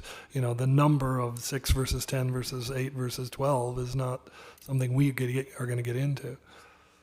curious if I mean, it's not a truck stop specifically. It's just, normal motorist bays for regular cars and trucks to come through. Would you be able to confirm about notifications that were sent to any neighbors as part of the public hearing process? So, per our Middletown Development Ordinance, all property owners within 200 feet were notified. They were also notified about this meeting as well. The first hearing, or I should say the public hearing, as well as this meeting tonight. So, we did not receive any comments back, but we did follow our ordinance and send them to all public or property owners within 200 feet and did put it in the Middletown Journal. And can you confirm that it's moving the business from Franklin to the city of Middletown, so that we should see now an increase in the sales tax also? I mean, I can't confirm the sales tax, but we would be. We would, yeah, they would Yes. now be in the city of Yes, Middletown. they would so be their demolishing. operations come to Yes, the Middletown. plans are to demolish that existing speedway on the corner there and move it into the city of Middletown. Because the current one is Franklin, so their operations. That's correct. Thank you. And I think we're talking about income tax, not sales tax for Middletown, right? Sales tax is state or county. We get a County. Sales tax goes to the county and primarily into the state. I apologize, I had just stepped out, sorry about that. No problem, thank you. Good timing. You got back just in time. Any other comments or questions as we move on this one? Okay, Ms. Skank, will you please call the roll? Mr. Moon, Yes? Mr. Mulligan, No. Mayor Condrey, Yes. Ms. Nenny, yes. Ms. Vettori, Yes.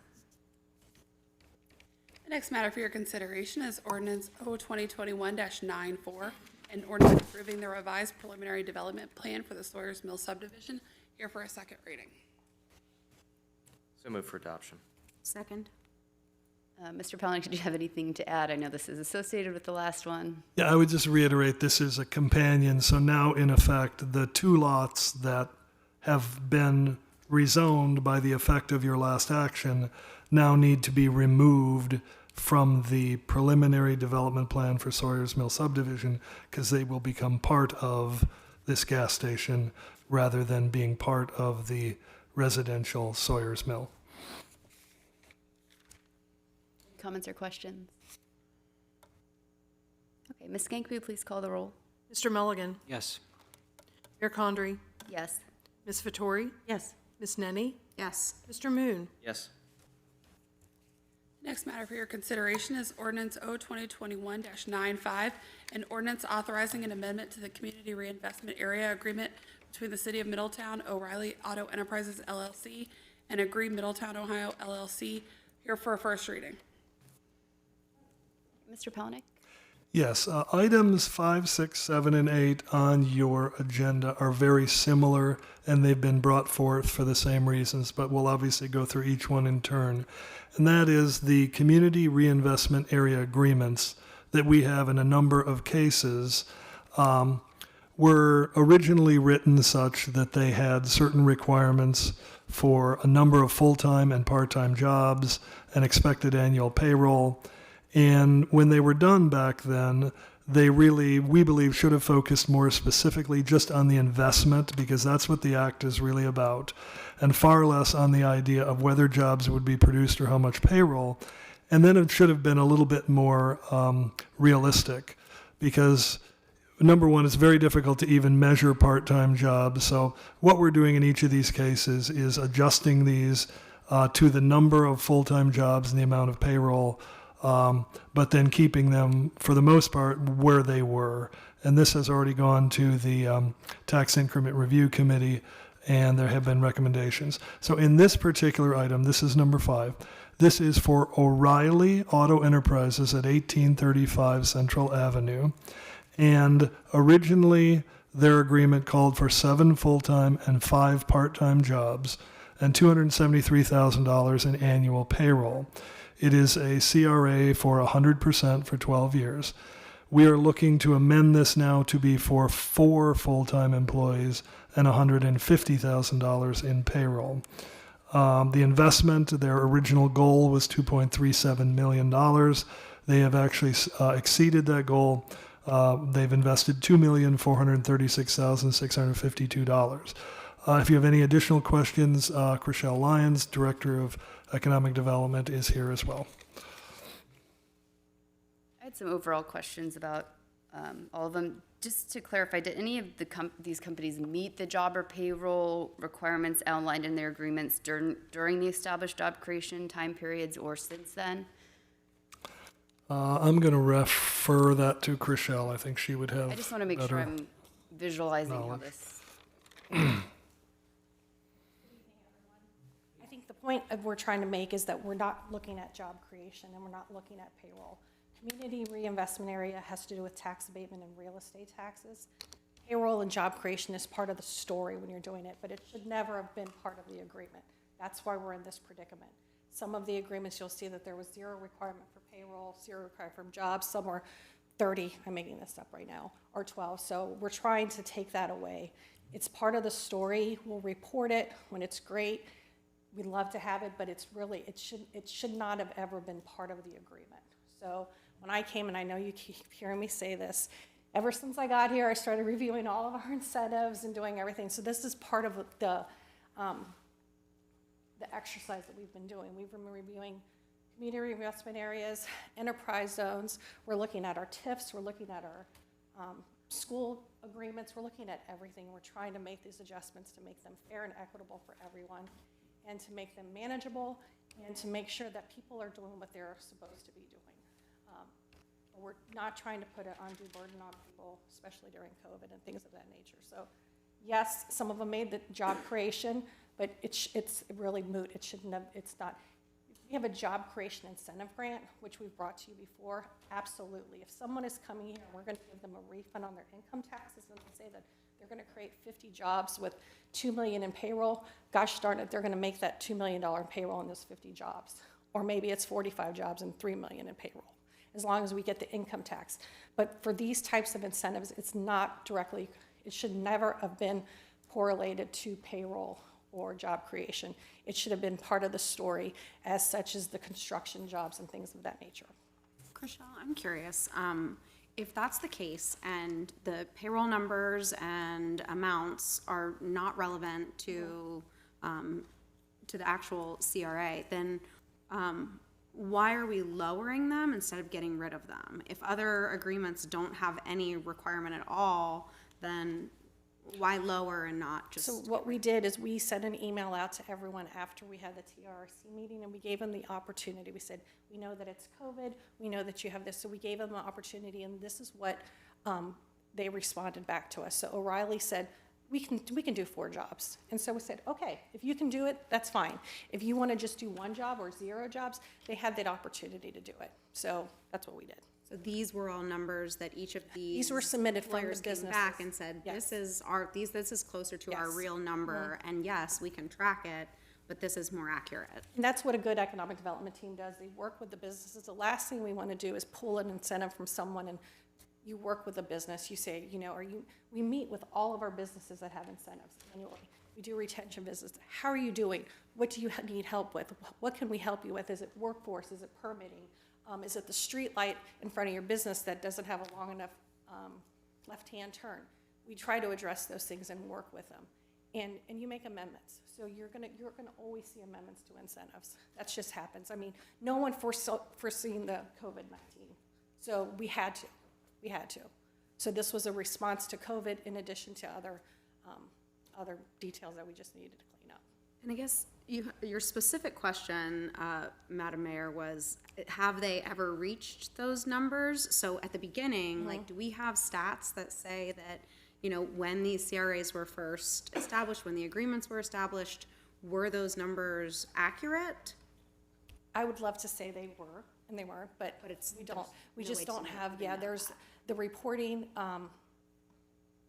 needed some work. I have to abstain, obviously, but to speak generally about the form, here's an example. The form wanted to track payroll, but if you are a multi-tenant building, you can't report other people's payroll. And so there are things on that form that just didn't work for people to be able to fill out correctly. And so it led to, I think, a lot of the confusion that I've seen just at the form level. And that's something that I know because I've got 27 years of experience of doing these types of deals. When I've done incentives recently, I make that part of the agreement and the requirement that the owner is going to collect the income tax from the tenants. Because if it's not in the agreement, no one's going to tell you what their income tax is. You're not going to report it.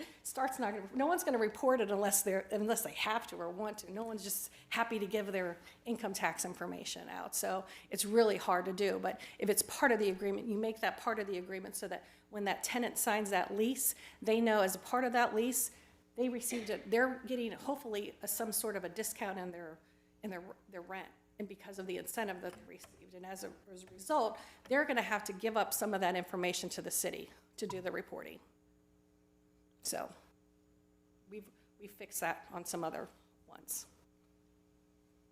Do we anticipate that any other than these four could No, these are the have only ones issues? we have. We've reviewed all of them. These are the only. For the CRAs, yep. And we've gone through the enterprise zones, so we're pretty comfortable from here on out. We can just start addressing them. But it just might happen. I think you guys remember, I think it was Acres Packaging, we had one. They got an additional line and they laid some people off, but they made a huge investment. So you work with the businesses as best you can. So there's always gonna be an instance where you just have to, we always say economic isn't one size fits all. You work with each project individually and what you wanna do is you wanna keep them here and you wanna grow them here and you wanna do the best you can, but you wanna be good stewards of tax dollars too. You don't want to give anything away. You want to make sure that we're getting a return on our investment and what we do and try to do a good job at it. So these are all of the CRAs that the city has? Yeah, right now. We currently have, let's see, how much do we have? No, there's a few more, because I can think of a couple that didn't have any jobs tied. Like Spoken, for example, didn't have any, yeah. Sorg. So right now, we currently have Torchlight, Sorg, Spoken, O'Reilly, BMW, and MLH. Those are the only CRAs. No, we have enterprise zones, and then of course, then we have our, the TIFs and the other things we review too. But as far as CRAs go, Mr. Fisher had several CRAs, and what happened was because he has an annual report, the auditor's office didn't pick up enough value to make it worth his while to have the CRA. He wasn't receiving a tax benefit from it and everything, so he just voluntarily withdrew his incentive. So just so council is clear about what was voted on in the Tax Incentive Review Committee, it was not these specific agreements. It was an agreement to allow staff to rewrite the agreements, removing or lowering the job creation and payroll requirements, just so that's part's clear. But, city staff is saying that the program was put in place to encourage investment. It was not established to create jobs. I've spoken with Ohio's Community Reinvestment area team, the official representative, and he says, while the program is primarily designed to incentivize the reinvestment in real property, there is a job creation requirement. And many communities use the CRA to promote both real property investment and job creation. So the statement is not really accurate to say that it's not about job creation, 2 of the 11 questions on the Ohio CRA application directly require applicants to specify job and payroll creation information, while 5 of the 14 annual Ohio reporting questions revolve around jobs and payroll. So regardless of the intent of the program, which is indeed partially to create jobs and payroll, despite what's kind of being presented here, these businesses signed agreements with the city stating that in exchange for 12 years of tax abatement, they'd agree to X dollars of investment, X number of new jobs, X amount of new payroll in a specific period of time. I mean, do we think there's any businesses that aren't going to have employees? I mean, we know O'Reilly's have it. We know Torchlight has 4 businesses in it. We know MLH has announced a tenant. And we know BMW has employees. And I also, you keep saying job creation, but job creation is different than maintaining those positions, because when you create investment, you also create construction jobs, other jobs that are delineated not differently in these agreements. Those are temporary jobs. right, or part-time jobs that it says that they don't track and those sort of things. So I think there is sort of a difference between job creation, which I think all of these projects did, and the maintenance of those jobs. If I may, too, I think there's no question, in every case, CRAs are investing in business property. To have a business, you're going to employ people, and we encourage employment, and that's a big part of it. But I think the big issue becomes is, in business cycles, and we saw it in a pandemic recently, what you can't guarantee is a certain level of employment. It tends to fluctuate. It might be low, it might get higher, it might come back again. And that's sort of the normal course of business. So when you write agreements that specifically tie in numbers of employees, that's a little more difficult. So yes, we'd love to see employment. It is important. It's almost certainly going to come with investment in business property. But we're trying to get away from this sort of very strict strictures of limiting people to say, well, we know we have to keep so many employees because, we've got this agreement. Whereas, hey, say I ran a restaurant and the pandemic hit and all of a sudden I couldn't employ anybody for a while. So, those things happen, business cycles happen, et cetera. So we want to have far less emphasis on this idea of how many employees, and know that by investing a significant amount in a business property, we know as a matter of course you're going to be employing people, and that's a good thing. I believe the local incentive overrides everything. So when you have an incentive agreement with council, that is what supersedes everything. So you can make it whatever you want to make it. And so, community investment areas, you have pre-94. Do you know if ours are pre-94 or post-94? I'm sorry, can you say that again? Pre-94, post-94 CRAs? No. Okay, there's a big difference between the two. They're post-94. So, Okay. I just say, the CRAs are very unique, so you don't paint them with a brush, one size fits all. There's different structures with everything. Okay. But here's an issue I have. By not upholding businesses to agreements that they've made with the city of Middletown, we open the door to people who sign agreements with us in the past or in the future, and we're essentially saying, you don't have to worry about upholding your end. We are going to change the parameters, but I'm telling you, it's what I see this as opening that door, Pandora's box. I'm seeing that we're being pro-business, pro-development, we're encouraging, we're doing retention. We had 150 people show up at our business. Okay, I'm not talking. No, let me finish. Everyone there talks about what we do, how great we're doing. It's so great to hear positive support and people recognizing what we're doing in economic development here. We are making strides, and we've made a lot of changes. There was a lot of bad deals that the city did, and we're trying to fix them. We're not trying to give away anybody's money. We're trying to make them accountable.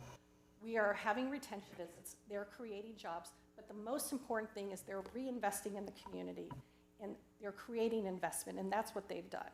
If you have an agreement, you should be able to change the agreement and modify the agreement. For example, if you have an incentive and someone's going to commit to 200 jobs and you're going to give them an incentive, then all of a sudden they're going to hire 200 more. Are you going to tell me we're not going to change the amendment? It has to go both ways. It has to go both ways. You have to be amendable. You have to work with the businesses. We're not telling anyone that they're not. All these businesses are still here. They're still employing people. I talked to MLH developers today. They have a tenant coming in a month. They have a new renter in 2 months, and they've got applications for the other apartment before the end of the year. We just heard, we have no housing in the past 20 years. We're gonna have 2 brand-new apartments in downtown Middletown.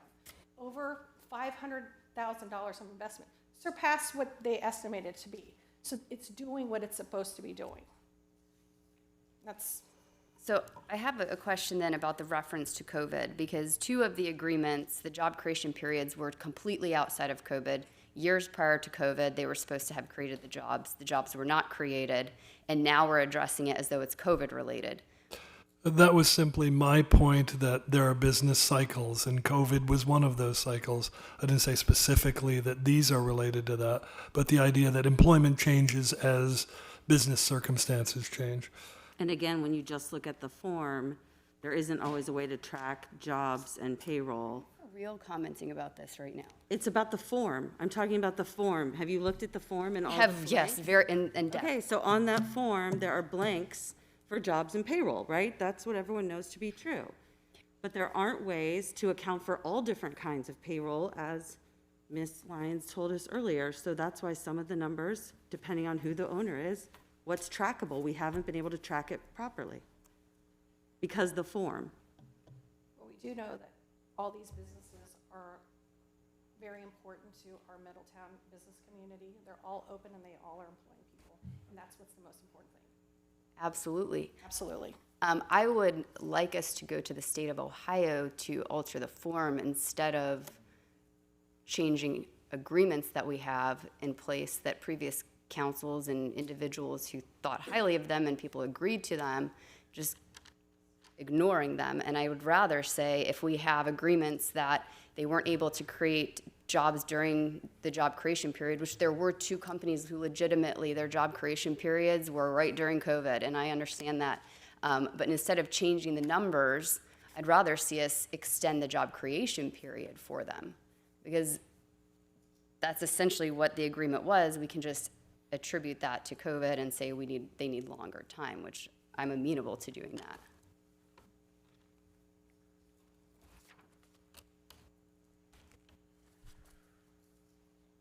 Any other questions? It just seems like these agreements are something that we can change right now. We can change these to be pro-business. Yes. And to take care of this particular issue right now with these businesses that have created jobs in Middletown. And taking it to the next level is something that we cannot do right now. Maybe it's something that happens in tandem. If you think that that form needs to be changed at the higher level, then by all means, write them and tell them there's a problem with the form. But that doesn't mean that we can't move forward with amending these agreements to benefit small businesses. So one other comment about these, we talk about being consistent across all of them. And I find that the new proposals are anything but consistent from one to the other.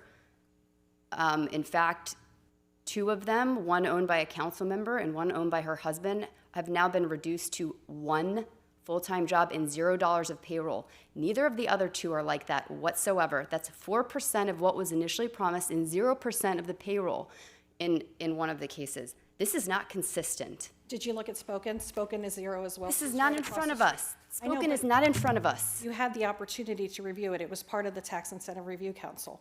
So I'm talking about making these you're saying across consistent. the board. So that's what we were looking at as a benchmark. I mean, We need public trust in our government, and it that's does why we not are brief here. well right That's now. why we are here in a public forum. I'm not doing this under the table. I'm bringing it forward. It was approved by the Tax Incentive Review. It was not. It was approved. Let's be more clear. It was approved to allow staff to take jobs and payroll away, which, by the way, we can talk about that vote. 12 of the 14 members were present, right? Yes. 3 abstained for conflicts of interest. No, they abstained because they do not reside in Butler County. Okay. Because they're members of Warren County. And you 3 received a abstained. legal opinion from Bricker that says we follow 580946. Yep. It's a separate political subdivision. It doesn't follow the Middletown Charter. Okay, Different 3 abstained. rules. So it passed. It passed 6-3. I'm not getting at that. Okay, 6 voted yes, 3 voted no. One of the individuals who voted yes was directly hired by one of the tax abatement recipients. this individual also quoted the newspaper very decisively this past week, at the end of the day, all I do is provide advice. All I do is recommend. I never have a vote, not one. That was Mr. Palahniuk who approved this in support of one of the council members' businesses. Now, I'm not saying that that's a conflict of interest for sure. What I'm saying is he has an authoritative position, and commenting on that in a committee can affect people's votes. And I feel like we just need to do as much as we can to earn the trust of our citizens. And I feel like this is so hard to brief, and any person who's looked at this has contacted me and said, how is it possible? How is it possible? And I don't have a good answer. I think the answer is you have to think, you can't always think negatively. You can't always think guilty until proven innocent. And I think a lot of times some of the questions that are given to us, it's that you should give people the opportunity to explain themselves and to do what's needed. The TRRC is different from City Council. It's a separate political subdivision, which Mr. Palahniuk sits on. It's not part of City Council. It's not part of the city. It's a separate political subdivision outlined by the Ohio Revised Code. And just a thought, pulling this from the Ohio Development Services, talks about the CRA program as an economic development tool administered by municipalities and county governments that provide real property tax exemptions for property owners who renovate existing or construct new buildings. When it comes to Middletown, at least these four, we're talking about 1 new building, 3 old buildings. I think we also need to recognize the value that we've had 3 old buildings that probably weren't meeting their maximum capacity of use. They're not meeting their highest and best use before we saw these investments. We had a senior center that was sitting across the lobby with HVAC and electrical combined with the city building. And projects like this and abatements like this allow them to break that apart and now make a successful business. So we brought buildings back into use that either weren't being utilized or were underutilized before. So I, for one, am thankful for the program and the impact it's had. Great, and I see great potential with the program as well, if used properly.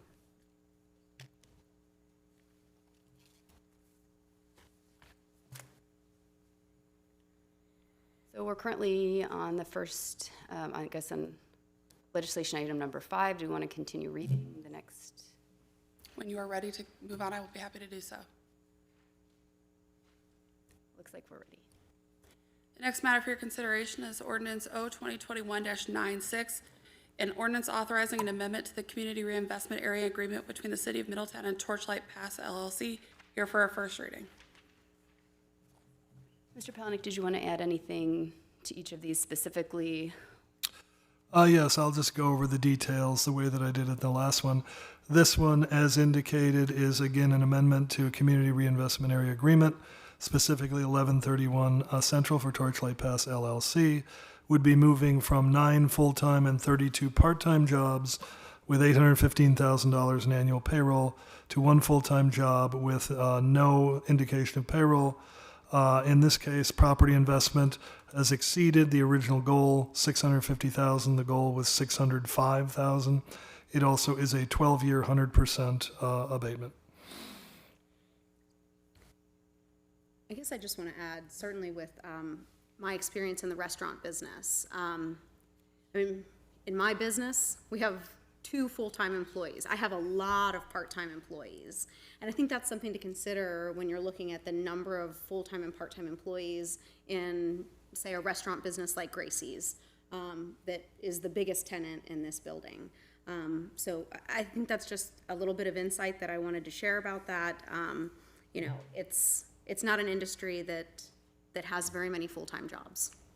And I think that's a great point. My point being, there's a business that committed to that, which created a response from council to approve it as a result of what was agreed upon by the business. And that's the issue I have. It's not that it's, you know, whatever the industry can withhold. It's what was committed to by an entity that then that information was used for an approval.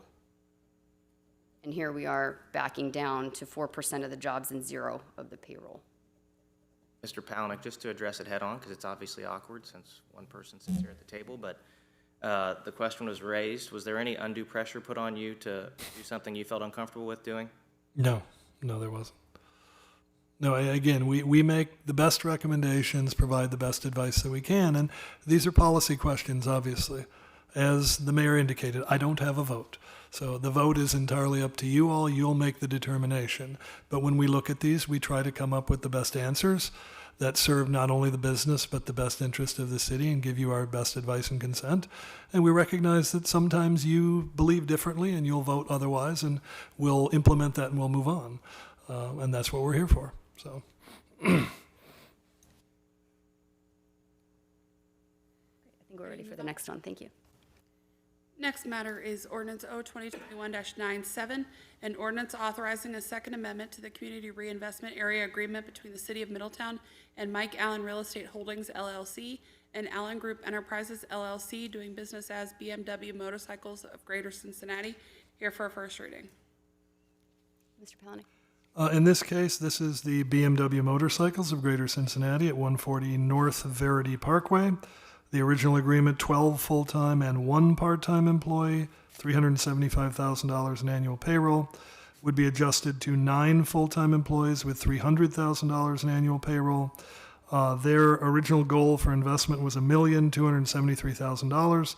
Their actual investment is $1,244,411, also 12 years, 100%.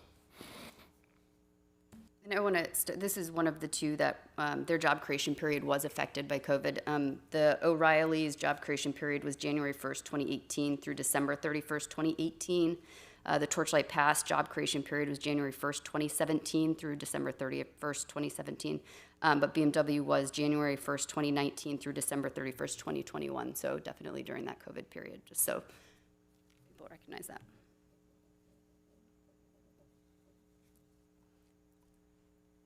We're ready for the next. Item number 8 is ordinance O 2021-98, an ordinance authorizing an amendment to the Community Reinvestment Area Agreement between the City of Middletown and MLH Developers, here for a first reading. Mr. Palanick. This is at 1044 Central, taking it from 2 full-time and 2 part-time employees with $65,000 annual payroll to 1 full-time with 0 indicated for payroll, 12-year, 100%. Still under construction, but I believe, as Chriselle had indicated, the investment has exceeded original estimates. And this one also, job creation period, January 1st, 2020 through December 31st, 2021. So during COVID, although I think this agreement actually has a typo in it, and we might want to look at that. It says 24 months, yet it has the end of the job creation period as 2032. I think it was inaccurately written as the end of the tax abatement period, possibly, so we should have a look at that. It's probably a scriber's error. Yep.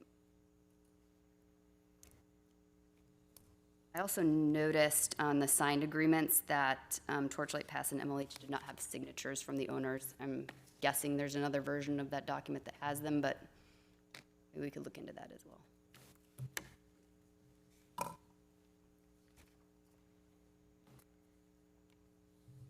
Okay, any other comments or questions? We'll move on to the next ordinance.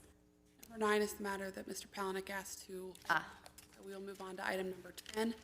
The ordinance O 2021-100, an ordinance authorizing a contract with Branstad Carroll Incorporated for engineering and design services for the airport runway safety area remediation project, here for a first reading. Mr. Palanick? Yes, so part of tonight's theme is the work and the effort in and around the lime residuals pond that has been created from our water treatment plant, but also impacts our airport. At the southwest end of the runway, there's a very large lime residuals pond that you may all be familiar with. And the work in this case is a contract with Branstad Carroll, who are engineers that have worked with us for many years related to engineering and professional consulting at the airport. And this was for the airport runway safety remediation specifically tied to this issue of this residual lime pond at the end of the runway. And it was done in advance of expecting to receive ODOT capital improvement grant funds to actually do those improvements. And because we found that there are so much water infiltrated with these residuals. The initial estimate of costs to do this remediation came in substantially higher than what was available in ODOT's capital improvement program. So at this point in time, we can't do the actual construction, and we hope that by dewatering a lot of this, those costs of construction will come down in the future. So it's really good at what the water treatment plant's doing, but it doesn't take away from our need to make this design. So this is the design of what this project will be, but knowing that it may be a year or two before we can do the construction because of this need to dewater. So this specifically is the design for this project, $54,250 with Branstead or Carroll. Any comments from council or questions? Matter is item 11, ordinance O-2021-101, an ordinance establishing a procedure for and authorizing a contract with Hazen and Sawyer for the design of lime solid processing facility at the water treatment plant. Also here for a first reading. Mr. Pelenick. Continuing on a theme, this is a contract with Hazen and Sawyer that would design the lime solids processing facility at the water treatment plant at a cost of $1,096,000. It's really about dewatering and management. The work would begin in early 22. It would last for 12 months. And I'll really let Scott and Nikita probably describe this better because it's a big project and it's kind of involved. There's two projects, one of which we recently got the grant that we talked about, and that was for the construction because the design has already been completed. And then the second project is this one, where this is paying for the design, and we'll be looking for more grants on construction. So with that, I would ask Scott and/or Nikita to put a little more color to that and give you a little bit more background.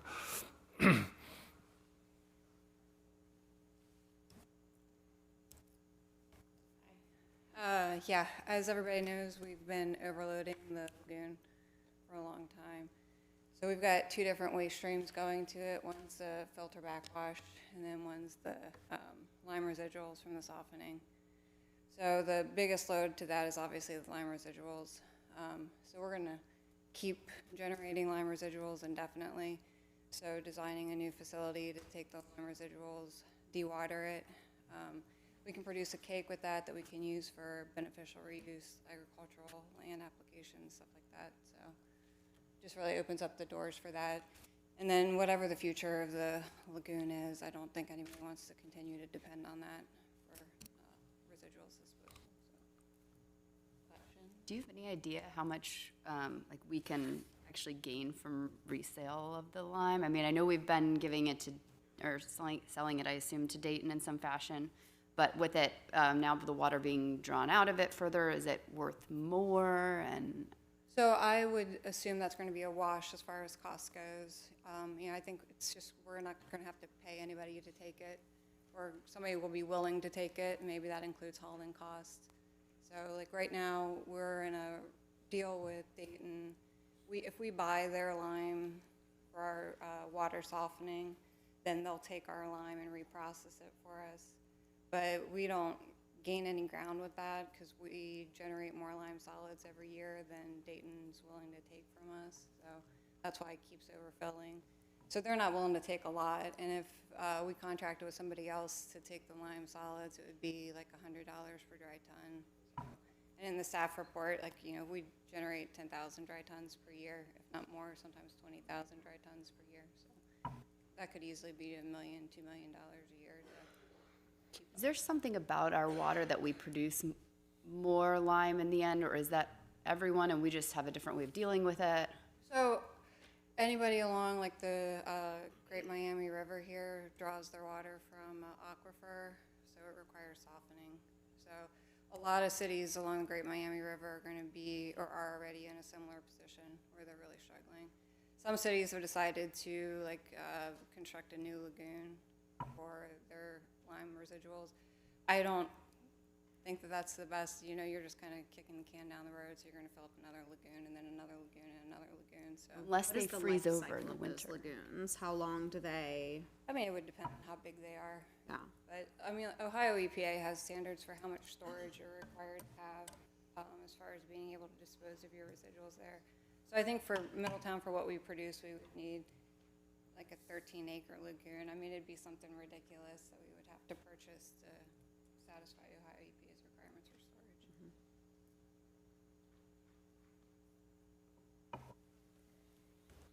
Thank you. Yeah, thank you.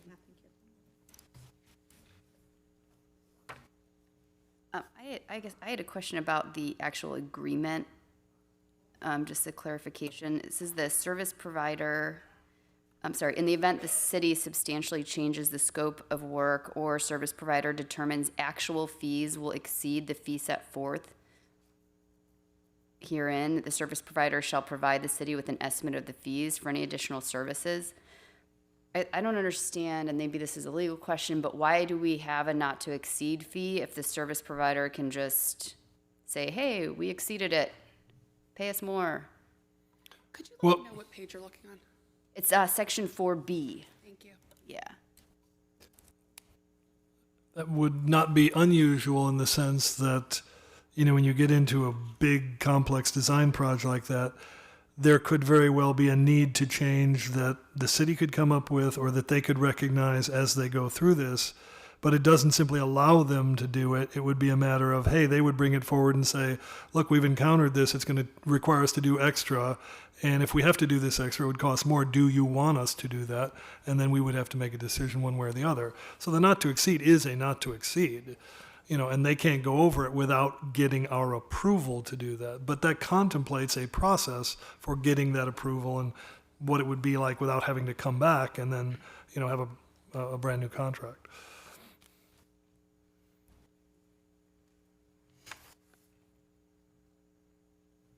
And then just one more question on the alternatives. It doesn't talk about the other two companies who submitted the qualified RFQs. I know since no formal RFP was conducted following the RFQ, are we certain that all the companies were providing proposals for the same scope of work so that we could accurately compare one to the next?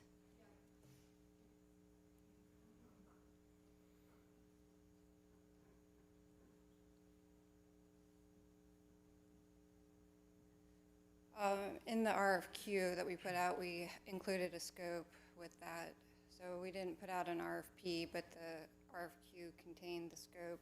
And then after we shortlisted consultants based on the RFQ, we met with them to review the scope and clarify any details so we could make sure everybody was submitting on the same scope of work. Great, thank you.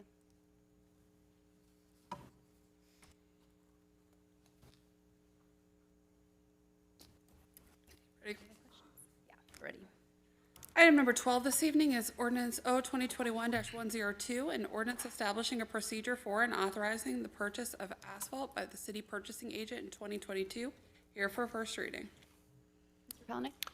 This is our normal yearly purchase of asphalt for city needs for public works.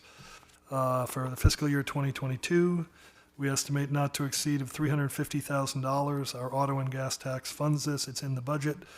You're probably aware there are essentially two companies that exist within a reasonable distance where we can actually buy asphalt and have it come here hot. So the idea is we're asking that we be allowed to, at any given time when it's necessary, buy it from the lowest and responsive price available at that time from among those two companies, and it will be within that budget and for that purpose. I know we previously looked into a cooperative purchase agreement with other local jurisdictions. I don't remember where that went. Did we do that for our local paving project? Is that what? Scott, is that something you could respond to? I think it was Hamilton. Was it Hamilton? We've not done that to purchase asphalt, like for salt, we do that, and for some other materials, we do that, but we've not done it before. Maybe it was just referenced as a possibility and we never followed through with it. Because I know it was about the time we were talking about paving and purchase of asphalt, but. It's not, I can't remember it. No problem. Okay. I was just wondering if it had been done in the past, and if so, if we'd looked into it now, but no problem. Is that something that cities do with asphalt? I could see like co-op purchasing salt, because salt doesn't go bad, but hot asphalt has to be hot and ready, right? Right, of course. I was just asking the question, and yeah. I don't recall the previous discussion, sorry. I think maybe what might be referenced is when we were going to be going into our paving program, and we knew Hamilton was also doing a paving program, we had some preliminary discussions. Is there economies of scale where we can actually work together? But because their work was so small compared to ours, something on the order of $3.5 million, and we were doing $30 million, it just didn't work. It didn't make sense. Right, and we have done that with paint striping also, like the roadway striping, but usually we end up, for some reason, getting better prices than the purchasing cooperative, so. Okay. We look at it all ways. Okay, and so we haven't looked at it in this case? No.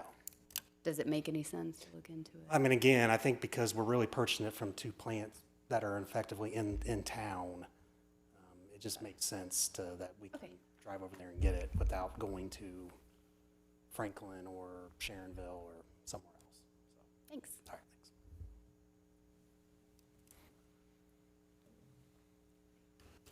Item number 13 this evening is ordinance O 2021-103, an ordinance authorizing a contract with Duke Energy for capital upgrades to convert streetlights to LED heads, Phase 2, here for a first reading.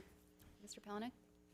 Yeah, Madam Mayor, members of council, we have talked about the phase 2 of fully converting the remainder of our streetlights to LED so that we could achieve the cost savings of much less electricity and a better long-lasting light. And this is effectively that contract. When we had Duke actually provide us the contract for the 1,455 streetlights fully converted to LED, cost actually came in less than we anticipated at $815,000. And we anticipate savings of approximately $140,000 per year once this is complete. And this was the one that we talked about using ARPA funds for, correct? So That is correct. We could then pay for one of the fire stations basically with cash or general revenue. That is correct. So the $140,000, once achieved in savings, we believe that could then go toward paying for a portion of the debt service on one of those fire stations. I couldn't find the legal opinion on the use of ARPA for that. I know I'd asked for it. Maybe I lost it in my email, but I searched again and couldn't find it. I responded at the time, and it remains the same, is revenue replacement is absolutely something we can do, and we have enough that it covers this. And I think that was confirmed by legal counsel. Next matter is number 14, ordinance number O 2021-104, an ordinance authorizing an amendment of a contract with Rumpke of Ohio Incorporated for refuse collection and disposal, here for a first reading. Mr. Palanick? Yes, Madam Mayor, members of council, we have a 3-year contract with Rumpke of Ohio, currently 2020 through 2022, to provide comprehensive solid waste collection and recycling. Included in that contract is our paying for the number of curb carts that are rented. When we first entered into this contract, we contemplated probably a smaller number. We're seeing more numbers than we expected rented. We anticipated about 10,000. We're actually at about 12,000 now. We receive $2.50 a month from our constituents for the rental. So the revenues are there within the solid waste fund to pay for this, but we need to amend our contract to actually pay Rumpke for the added number. So this would increase by not to exceed $90,000 for the increased use in curb cart rental.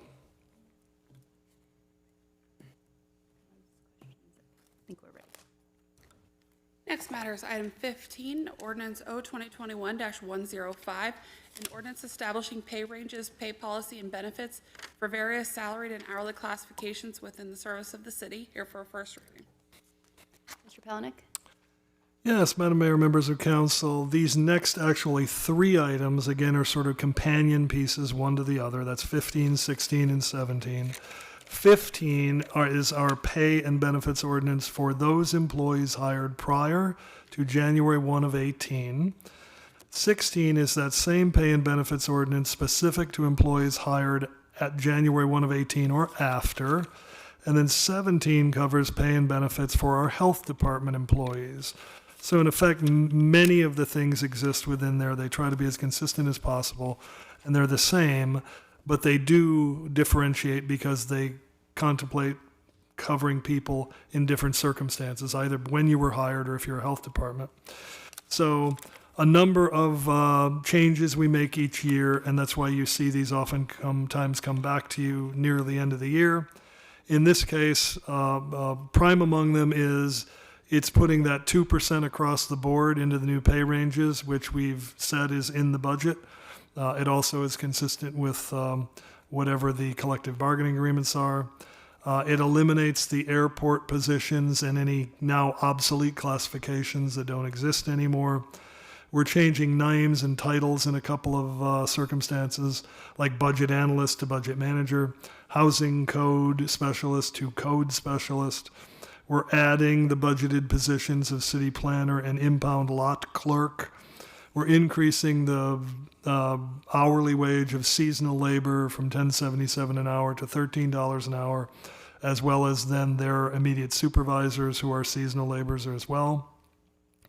It deals with a few limited things on overtime, assignment of additional duties, certifications and licenses, call-out pay, quick return pay, defining better military leave consistent with federal law, payment of vacation up to 80 hours under certain extraordinary circumstances with manager approval for employees prior to 18, payout of up to 40 hours of PTO for those employees after 18. And I think that is primarily the changes.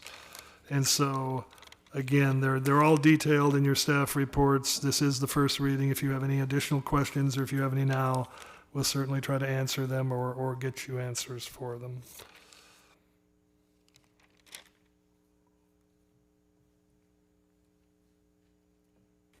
Move on then to item 16, ordinance O 2021-106, an ordinance establishing pay ranges, pay policy, and benefits for various salaried and hourly classifications within the service of the city that are hired January 1, 2018 or later. Here for a first reading also.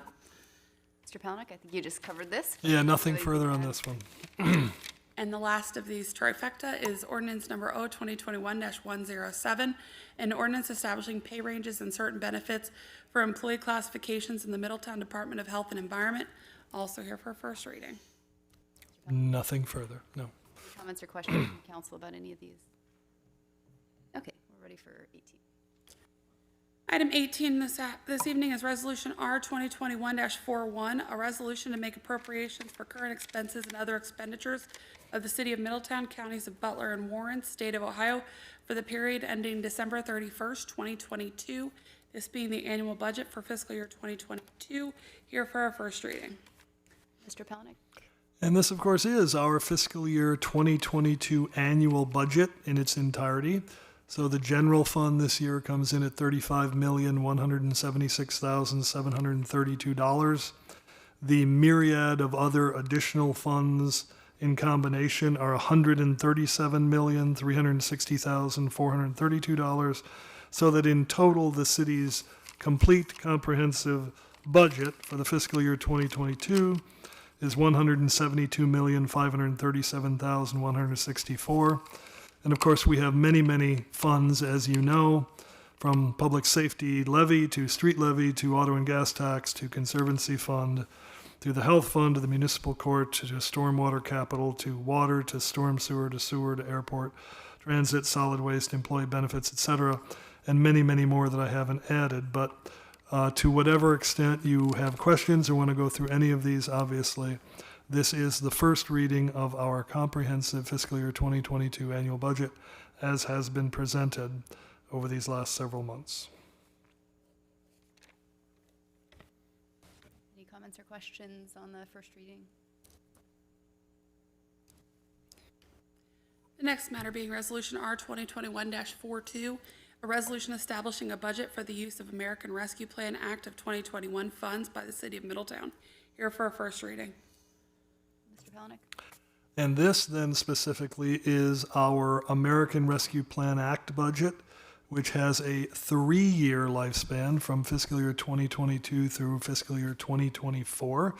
The grand total equals the amount of money that we are receiving through this particular federal legislation, which is $18,925,154.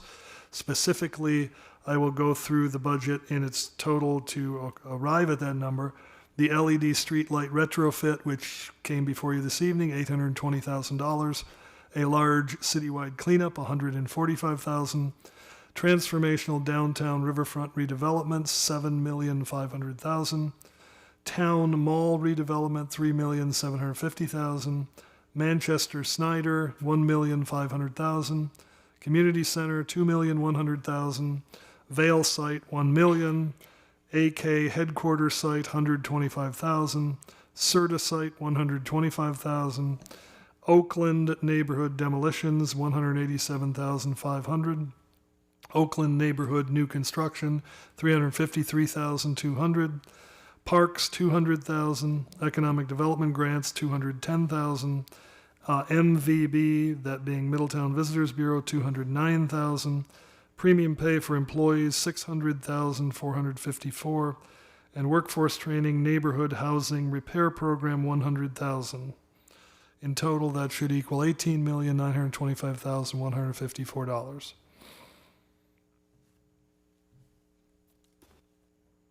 I am not opposed to earmarking some of those funds for riverfront redevelopment, but I don't foresee the current project moving forward personally. And if it doesn't, I would propose we move some of those funds to other uses that have been brought up, and perhaps we can bring them up again and have a little bit further discussion about that.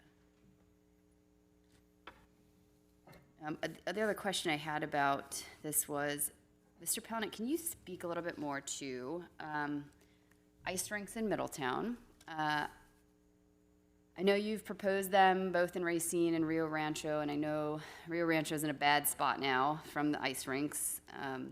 They're paying 7% of their budget dedicated to keeping it running. Can you speak to it here and why you believe it's good for Middletown? Because it kind of seems like something that's been proposed multiple places, and why is Middletown unique and a good place for that? Yeah, I'm going to remind council that before I even arrived, you all took me around and you said that you were working with Warren County on developing an ice project for the town mall. So this was a project that came from City Council. This was not the idea of Jim Palahniuk. This was not the design of Jim Palahniuk. And this was not something that I came up with.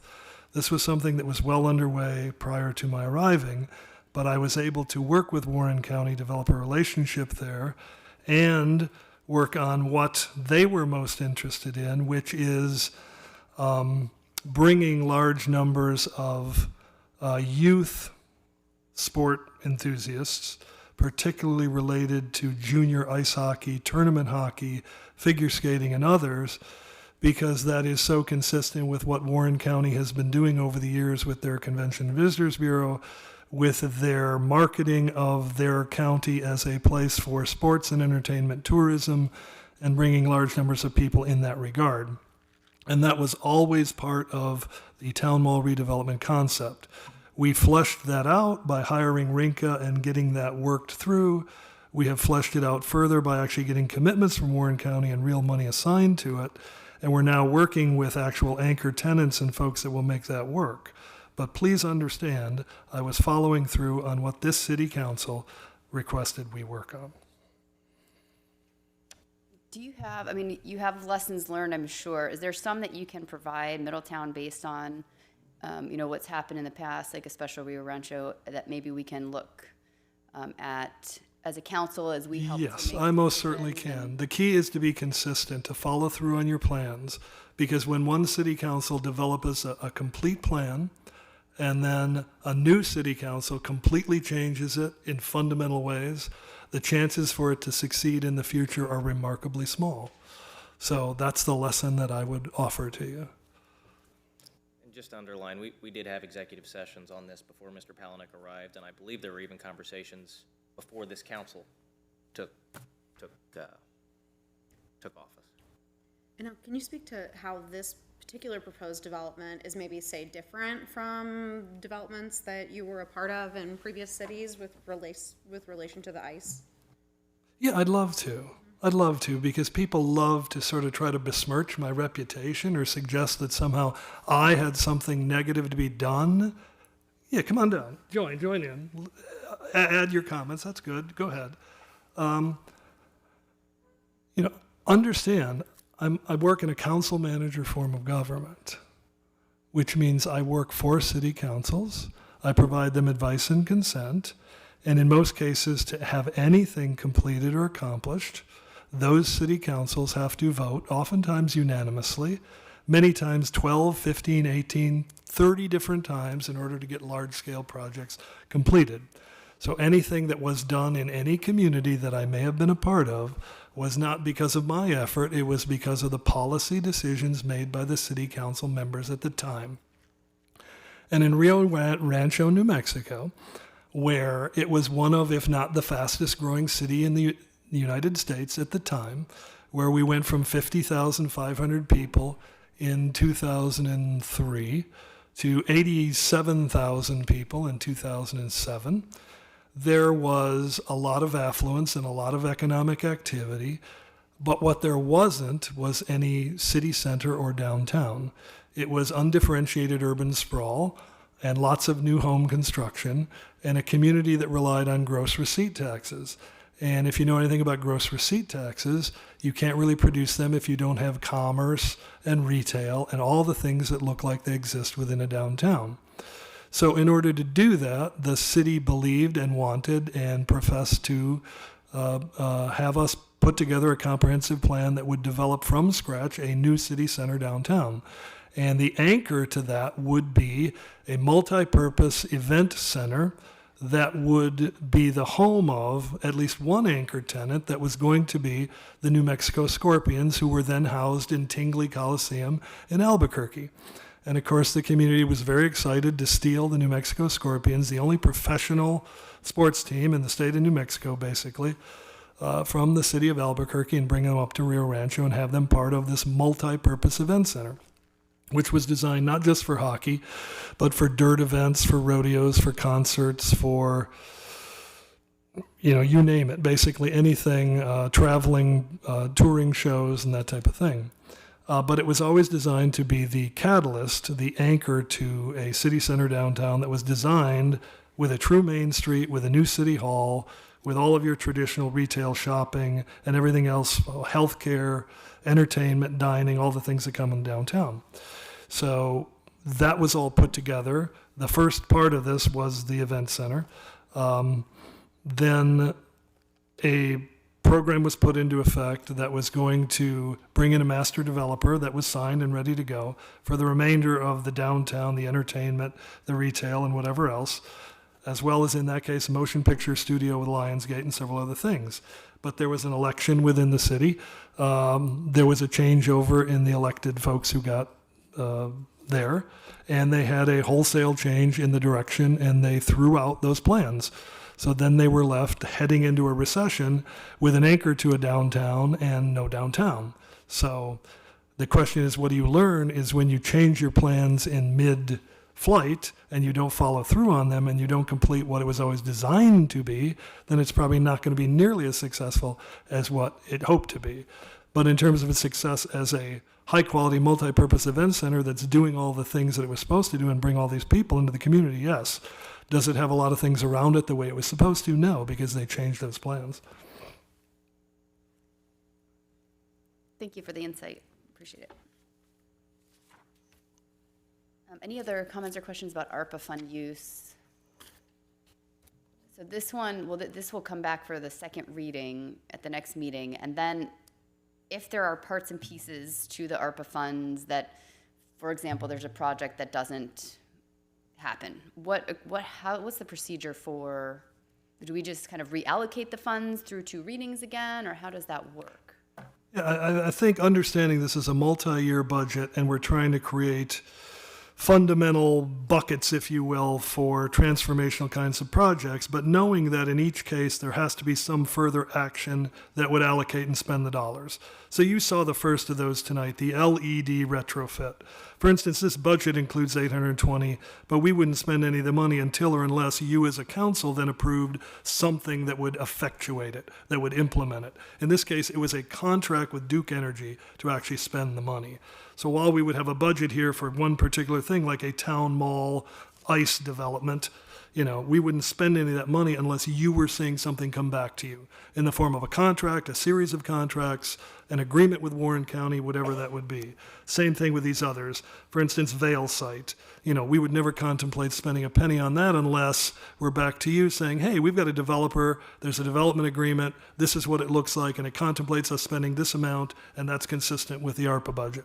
So by having this blueprint of a budget, we set that out to begin with, but then we bring those items that actually effectuate it for further discussion and approval.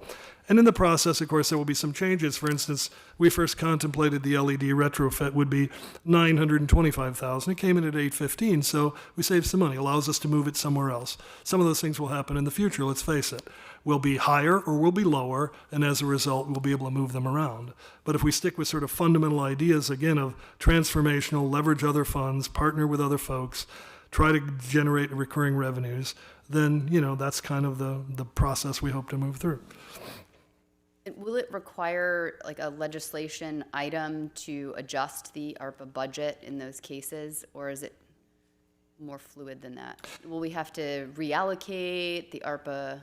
Yeah, I would suggest we do exactly as we always do with budgeting. It's just this is a multi-year budget, but it would be a budget amendment. Yeah, we would come back with a budget amendment. Thanks. That just kind of helps, I think, as we look at our approval process and where we'll be with that. Thank you. Next matter is ordinance O 2021-53, a ordinance changing the zoning classification for 3 parcels located along the south side of Lefferson Road and Audubon Drive from R4 Attached Residential District to PD Planned Development District, and approving preliminary development plan here for a second reading. Mr. Palahniuk, did you want to comment on this one since it's been a while? It has been a while, so I probably should just briefly at least go over it. This is the rezoning of those 3 parcels on the south side of Lefferson Road and Audubon Drive from R4 residential to planned unit development. Involves 18.5 acres. It was first read on May 12th of 2021. This is a multifamily market rate development by Christo Homes, 210 units. 132 one-bedroom and 78 two-bedroom, has 362 parking spaces to go along with it, clubhouse, a series of amenities, and I believe it's a gated community as well. And I'm not sure if Ashley perhaps has anything addition to add to it, but I think, we've heard quite about it in the past, and that's kind of the summary. Okay, and Mr. Christo, the developer, is available as well if you have any questions of him. I did have a question, and since it's been since May, it may have been answered, and I do not recall. Did we ever figure out what the rents were going to be? And maybe Mr. Christo can answer that. I think we'll allow him to respond. The original pro forma we went into this is about $1.40 a square foot. Construction costs have changed since then, so those are only going up from there. That's just What would that be on a unit basis? well, I mean, the units, so anywhere from 850 to 1,250 a unit. And we actually used Michael Dins for our market study on that. Too bad he wasn't here. We had the full report, but yeah, that's what it came out to be, to meet market absorption rates based on the number of units. So. Thank you. I just did a quick, 850 square foot, that's about $1,200 a month.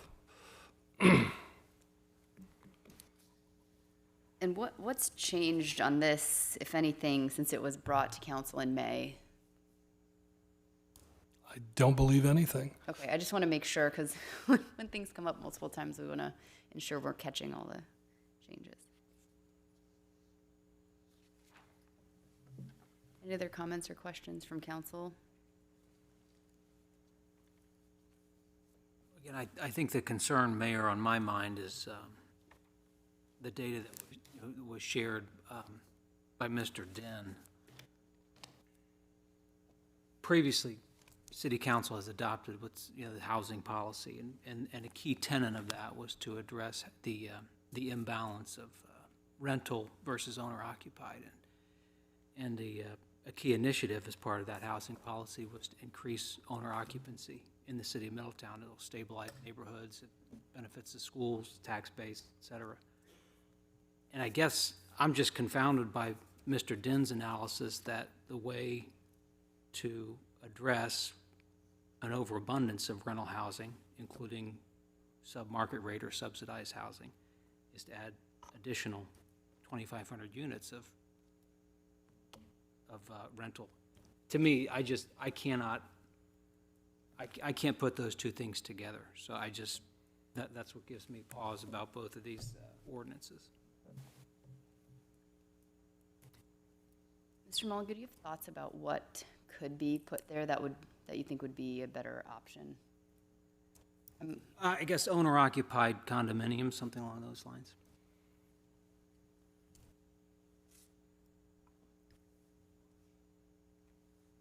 Any other comments or questions from council? Okay.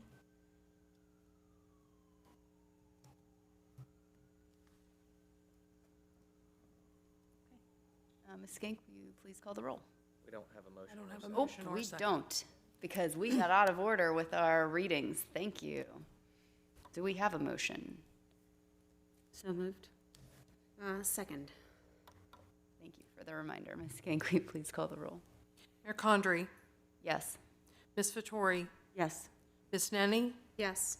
Mr. Moon, Yes. Mr. Mulligan. No. Next matter is ordinance O 2021-63, an ordinance approving a request to rezone 39.6 acres of one parcel located at 4340 Union Road, Franklin, Ohio 45005, from BCF or Business Center Flex to PD Plan Development and approving a preliminary development plan here for a second reading. Mr. Pelenick, would you like to?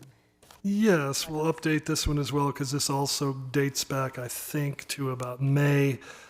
This is the 39.6 acre multifamily luxury market rate apartment development at 4340 Union Road, proposed by Kendall Development. Mr. Austin Carmody, who spoke to you earlier during citizen comments, he's here. He represents the developer. In this case, the development includes 21 three-story buildings, along with a clubhouse, various amenities, 319 total luxury units. They average about 973 square feet. Specifically, the unit mix is 34% one-bedroom, 50% two-bedroom, and 16% three-bedroom.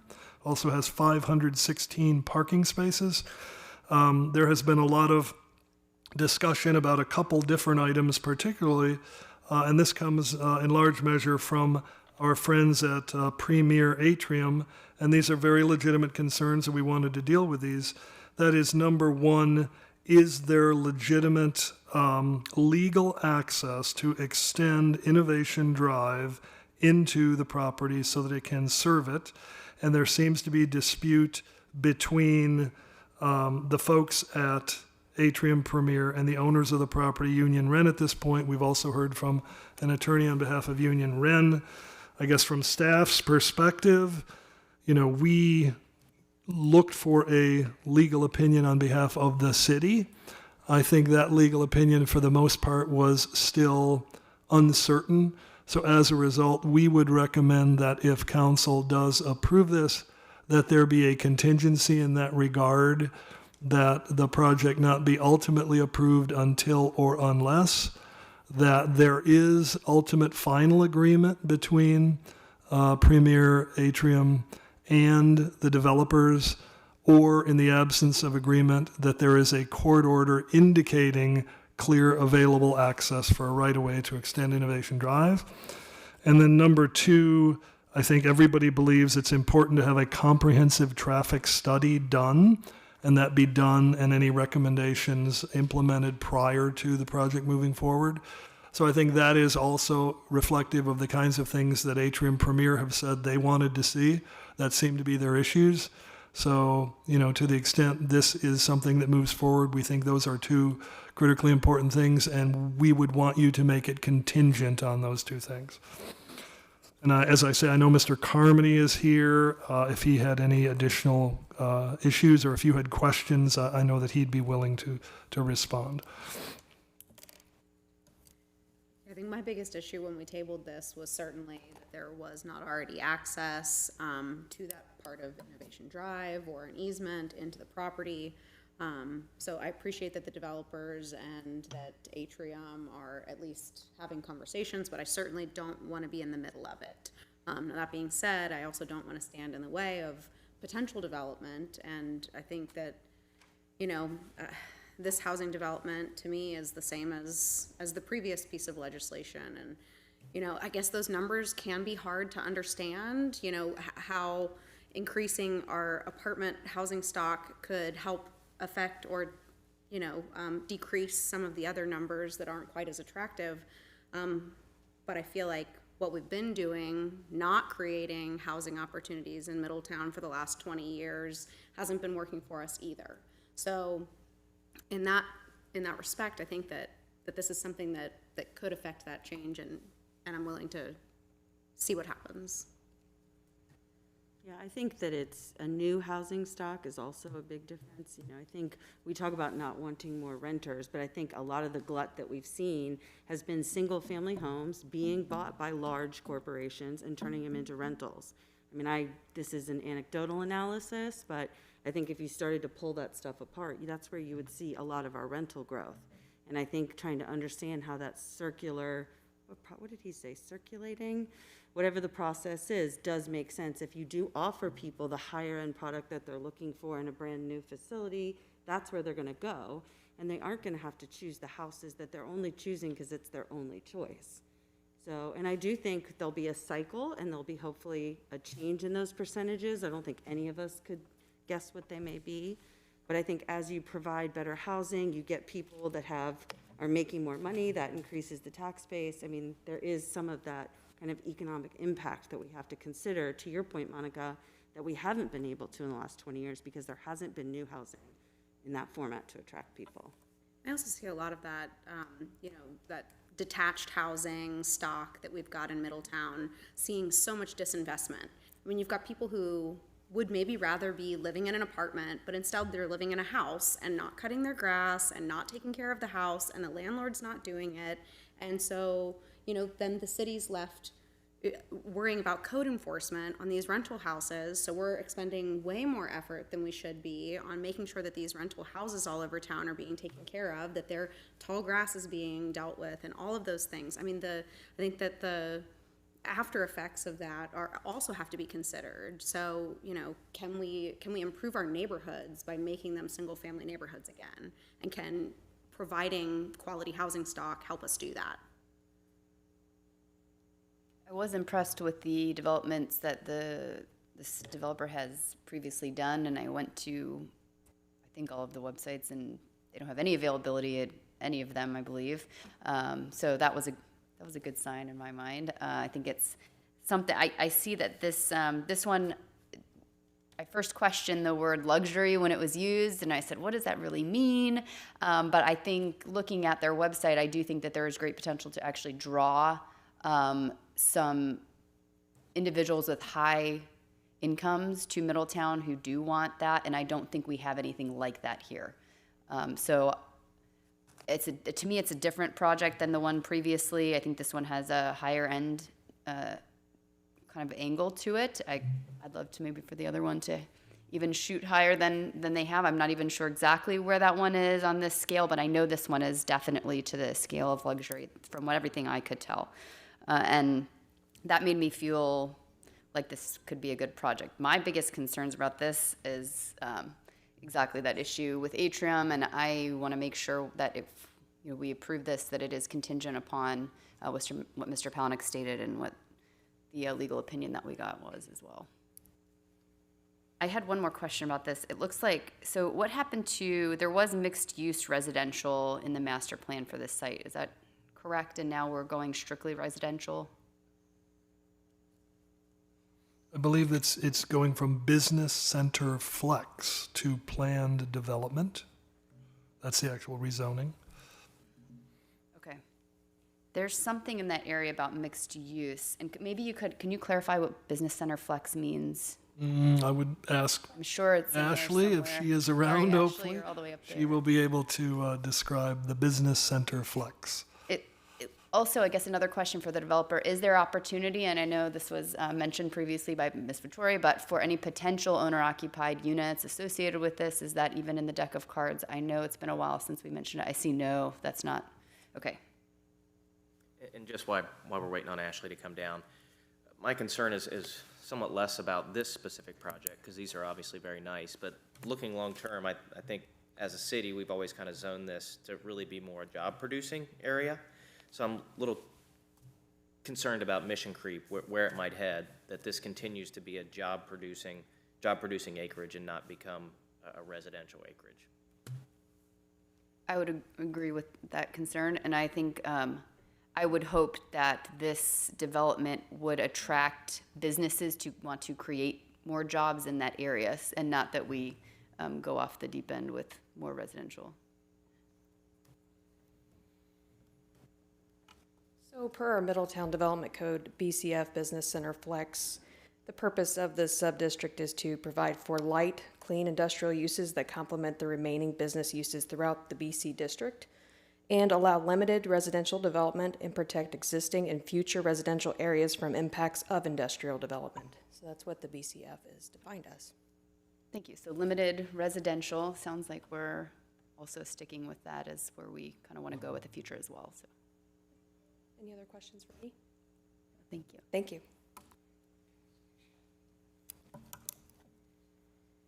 So if we wanted to do something with a contingency, do we have to? Actually, just going to suggest that we do not have a motion to adopt. So you have two options, as I can see, well, three options. One, we can motion to adopt as it is provided with no contingencies. You can motion first to amend the ordinance to include the two contingencies, and then there would be a vote on that, and then a motion to adopt that as amended. Or we could choose not to have a motion to adopt and not move forward. So I move to amend, we need a motion to amend the document to reflect the contingency discussion that we've had, as well as what was the second part? Yes, the traffic study. Thank you. Late night. So now is there a second to that motion? Second. Okay, now we'll take a vote on amending the ordinance to reflect adding the two conditions, the discussed, one being the resolution of the access from Innovation Drive either by agreement or court order, and the second contingency being that a comprehensive traffic study is completed and the concerns resolved. I'm going to read my legal opinion to myself real quick to make sure that that's. I know also we had received some actual language from the representative of Atrium in terms of what they wanted to see within a traffic study, the language. So if we wanted to include that, I'm sure that would probably make them more satisfied as well. Could we read that? Yeah, I think. Sure, I think we had that up there somewhere. I Yeah. forgot what happened to it, but we had highlighted just the language they wanted to see included in there. Amy, would you mind reading that so that we all know what that? Oh, I do have glasses. Thank you. Referring to the email to clarify Premier Health's position on the proposed innovation apartments. 1, the Kendall Group and Premier Health work out an agreement for accessing the site via Innovation Drive. Premier understands that the developer has provided legal opinions to the city regarding their position on this matter. Premier has also engaged legal representation and feels strongly that there is no requirement to extend the easement beyond the current configuration. Please note that this easement was created in 2015 and is clearly shown on the boundary survey and other documents. There have been no discussions between Premier and the developer to resolve this issue in the last few months. Agreement between the parties or. Is there a portion about the traffic study? I think. Yes. Yeah, it was the traffic study Sorry, language that we were looking I just wanted to read the whole at. thing, Yeah. 'cause I didn't know if anybody had seen that either. The full traffic study to be required in reviewing by the city engineering department prior to issuance of any permitting for the project. Premier's concern is the traffic impact on adjacent roads, including Innovation Drive, Union Road, Route 122, and Manchester Road. Open access to the Atrium Hospital and campus cannot be compromised in order to ensure safety for all patients, staff, and visitors. Premier has repeatedly requested a study from the developer without response. ODOT recommends that a TIS, traffic impact study, be required when a development generates 100 vehicle trip ends. This development generates 135. In order to address Premier's concerns, the studies must contain a comprehensive analysis and report that includes the detailed study of the development, the area-wide transportation system, and other approved or planned developments in the vicinity of the proposed development. Premier needs the full cooperation of the city engineering department, staff, and administration in our efforts to ensure safety at the site. So I'm concerned this is getting a little complicated. I want to make sure whatever we approve is very clearly written. Is this still feasible to do without having written? Yeah, let's go back to what we said, which is the first contingency is that there be a clear agreement between Premier Atrium over the extension of Innovation Drive and the right-of-way, or, in the absence of agreement, that a court order be issued allowing that to occur. And then number two, a completion of a traffic impact study consistent with the language that was just read of the things that Premier was asking for. Does that sound, from the legal's perspective, like we have something worth? Yes. Okay. Yes. Make sure we're clear. So there is a motion and a second to make that amendment. I'd ask we can consider a vote on the motion to amend only. This is not adoption of the ultimate approval. It is whether or not to amend the ordinance. Okay, Ms. Gank, will you please call the roll? Ms. Vettori? Yes. Ms. Nenny? Yes. Mr. Moon? Yes. Mr. Mulligan? Abstain. Mayor Condrey? Yes. Now, their motion pending before the body is as amended. Is there a motion to adopt the ordinance as amended? So moved. Second. And now we'd ask for a vote on that. Okay, Ms. Gank, will you please call the roll? Ms. Nenny? Yes. Mr. Moon? Yes. Mr. Mulligan? Abstain. Mayor Condrey? Yes. Ms. Vettori? Yes. In my overzealousness to get started this evening, I neglected to mention we do have one matter that we are asking to consider as an emergency. So prior to considering the next matter before you, I'd ask if there's a motion to waive the charter requirements for 2 readings and 31 days to enactment regarding ordinance number O-2021-108 and treat that matter as an emergency this evening. I move to waive the charter provision requiring readings on 2 separate days, and then ordinance number O-2021-108 be declared an emergency and read one time only. Second. Mr. Palaniuk, can you clarify why this is being asked for as emergency? This is one of those that was last minute. Yeah, our contract for our current natural gas supply with Duke Energy expires in January of 2022. So this would... We didn't vote to make it an. No, we haven't yet. My question is why. Oh, I'm sorry. Oh, okay. First, but- Okay, sorry. Yeah, thank you. I appreciate that. So January. Of 2022. And the way this would move then to is sort of having a energy analyst that we work with, One Energy Analytics, to sort of get these sort of act as procurement agent for sort of spot contract work that comes up very quickly. You don't have time to bring it back to a city council to take advantage of the lowest possible pricing. So that's basically the reason for the emergency. Okay. So we were aware this was expiring at the end of January since. Yes, we were. Okay. Any other comments before we vote on the emergency part of it? Okay, Ms. Gank, will you please call the roll? Mr. Moon? Yes. Mr. Mulligan? Yes. Mayor Condrey? No. Ms. Nenny? Yes. Ms. Vettori? Yes. Now I'd ask you to consider ordinance number O-2021-108, an ordinance authorizing the city manager to enter into a contract with the lowest cost supplier for the purchase of natural gas supply by the city of Middletown and declaring an emergency. So move for adoption. Second? Mr. Palaniuk, I know you kind of already explained this. Do you have anything to add to it from there? Just that the not to exceed would be 70,000. That's what we typically spend. That was last year's cost. But again, we think we'll be saving money. The whole idea of this is not to be locked into a set price with Duke, but to have the advantage of professionals that can get us a good deal lower prices at various times in the market. Any comments or questions? Okay, Ms. Gank, will you please call the roll? Mr. Mulligan? Yes. Mayor Condrey, Yes. Ms. Vettori, Yes. Ms. Nenny, Yes. Mr. Moon. Yes. End of the legislation this evening, Your Honor. All right, thank you. New business. Do we have any new business items anyone would like to bring up?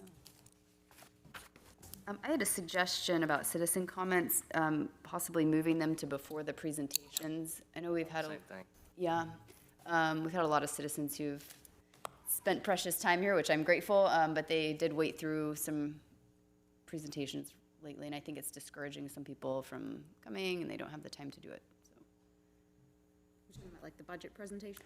Yeah, like any presentations we have before consent agenda, they're on the agenda before citizen comments and before council comments, and my request would be to move the citizen comments immediately after the pledge and the roll call so that our citizens can kind of comment and then get on with it if they need to. I'm indifferent, I guess. I think it makes sense. Does anyone have any issues with it? I don't think we need, I mean, unless the citizens wanted to comment on some of the presentations. Right, that would be the That's one the only down. drawback. Yeah. Yep, Certainly if it's a public, public hearing. public hearing, and, you know, I always think it's nice when the citizens are able to stay for the whole meeting and engage in all the things that we do throughout the meeting. So, I don't, Is there any reason for it, like the order in general, Amy? There is. Okay. So, in this case, the citizens are waiting until after the presentations. I think in the past, the thought was that we have presenters who most of the time are coming from outside, could be state reps, could be other organizations. They go ahead and give their presentation.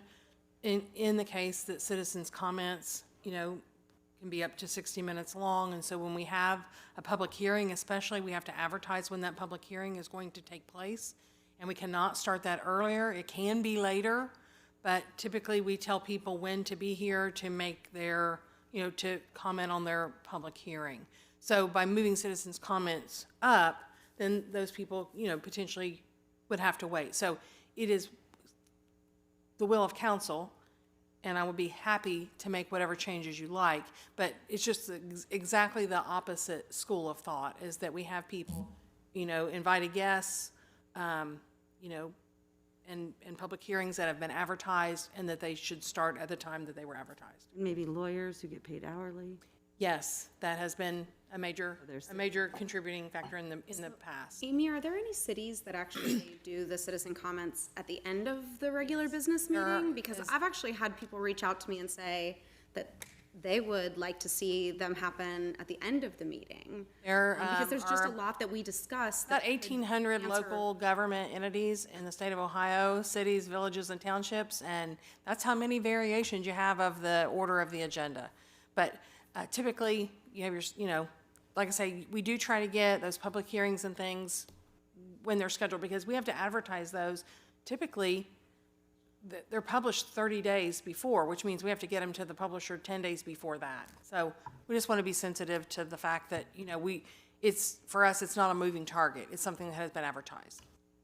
I wonder if, I'm just now throwing ideas out, but if it's worth having 15 minutes worth of citizen comments, which is equivalent of 5 speakers, that we say, hey, if, I don't know, it may be a terrible idea, I don't know. But, and they're given time before the public hearing so that if someone really does have something they need to get to, they can come here early and be one of the first 5. I don't know, just another option. I mean, because I understand, especially when it comes to legal fees. However, I also feel like I feel like the message is that these presenters' time is more valuable than our citizens' time. That's where I feel like we're now making a decision, and I don't like that. I don't like, obviously, that message either. Sure, I understand that. Like I say, it is the will of council. Like I say, we've done it a lot of different ways. How about this? We could just wait, leave it as it is, and well, we obviously know at least one council member will be changing out in January, and at that point, just refresh the topic, and that way we're not making decisions for anyone else. I don't know. I don't know, I'm just, at this point, it's not clear. I don't have I brought it up because I had a lot of citizens asking recently, like, I can't make it, so. Okay. I also wanted to just comment about this, the solar array project for the closed landfill. I'm not sure I'm super sold on the solar array being put over there. I've heard a lot of recommendations for more recreational uses of that land, and just given its proximity to the riverfront and the bike trail, I just wonder if we couldn't use it for more of visitors and outdoor recreation instead of using that specific land for the solar. I know there was another proposed area for the solar, and I think that makes sense. I just want to have a discussion about that land and what we could or couldn't use it for. I've heard, people talking about nature preserve and trails or some off-road trails of some sort. I just know there's a lot of interest in that land, and I hesitate to put solar panels on it. I've also heard from a business owner adjacent that they are interested in that property. I know, has Chriselle, not interested in buying it, but with the ATV, is that what you're referencing? I've heard people who are riding ATVs wanting to. Like it's currently being used. If I may, Okay. I'm going to remind council that what I said to you in the update was there's over 80 plus acres there. We're only proposing a solar array on the 60 acres that are completely fenced and unavailable to the public, undeveloped, unused, and can't be used by the public. All of those areas that are wooded and have trails and that people are utilizing, whether lawful or not, are not included in the area that we're talking about the solar array. Nothing along the riverfront, nothing in the wooded area, and nothing in any of the areas that are actually accessible to the public currently. Oh. It's the area that is fully fenced off and part of the closed landfill that has entirely denuded of any woods and that is not available to the public to walk on.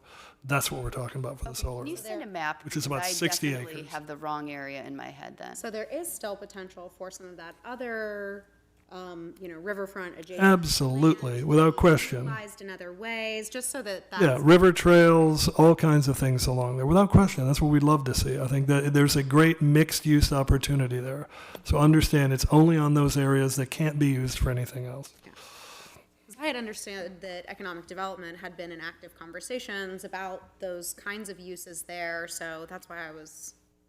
Yeah, so I clearly have the wrong area in mind. I was thinking it was the area that has the pipes venting. Anyway, if you can just send a map, that would be stellar, and we'll go from there. Great. Any other new business items? Great. With that, we will adjourn until the 16th of November at 5:30 p.m. here in council chambers. Until then, blue skies over Middletown.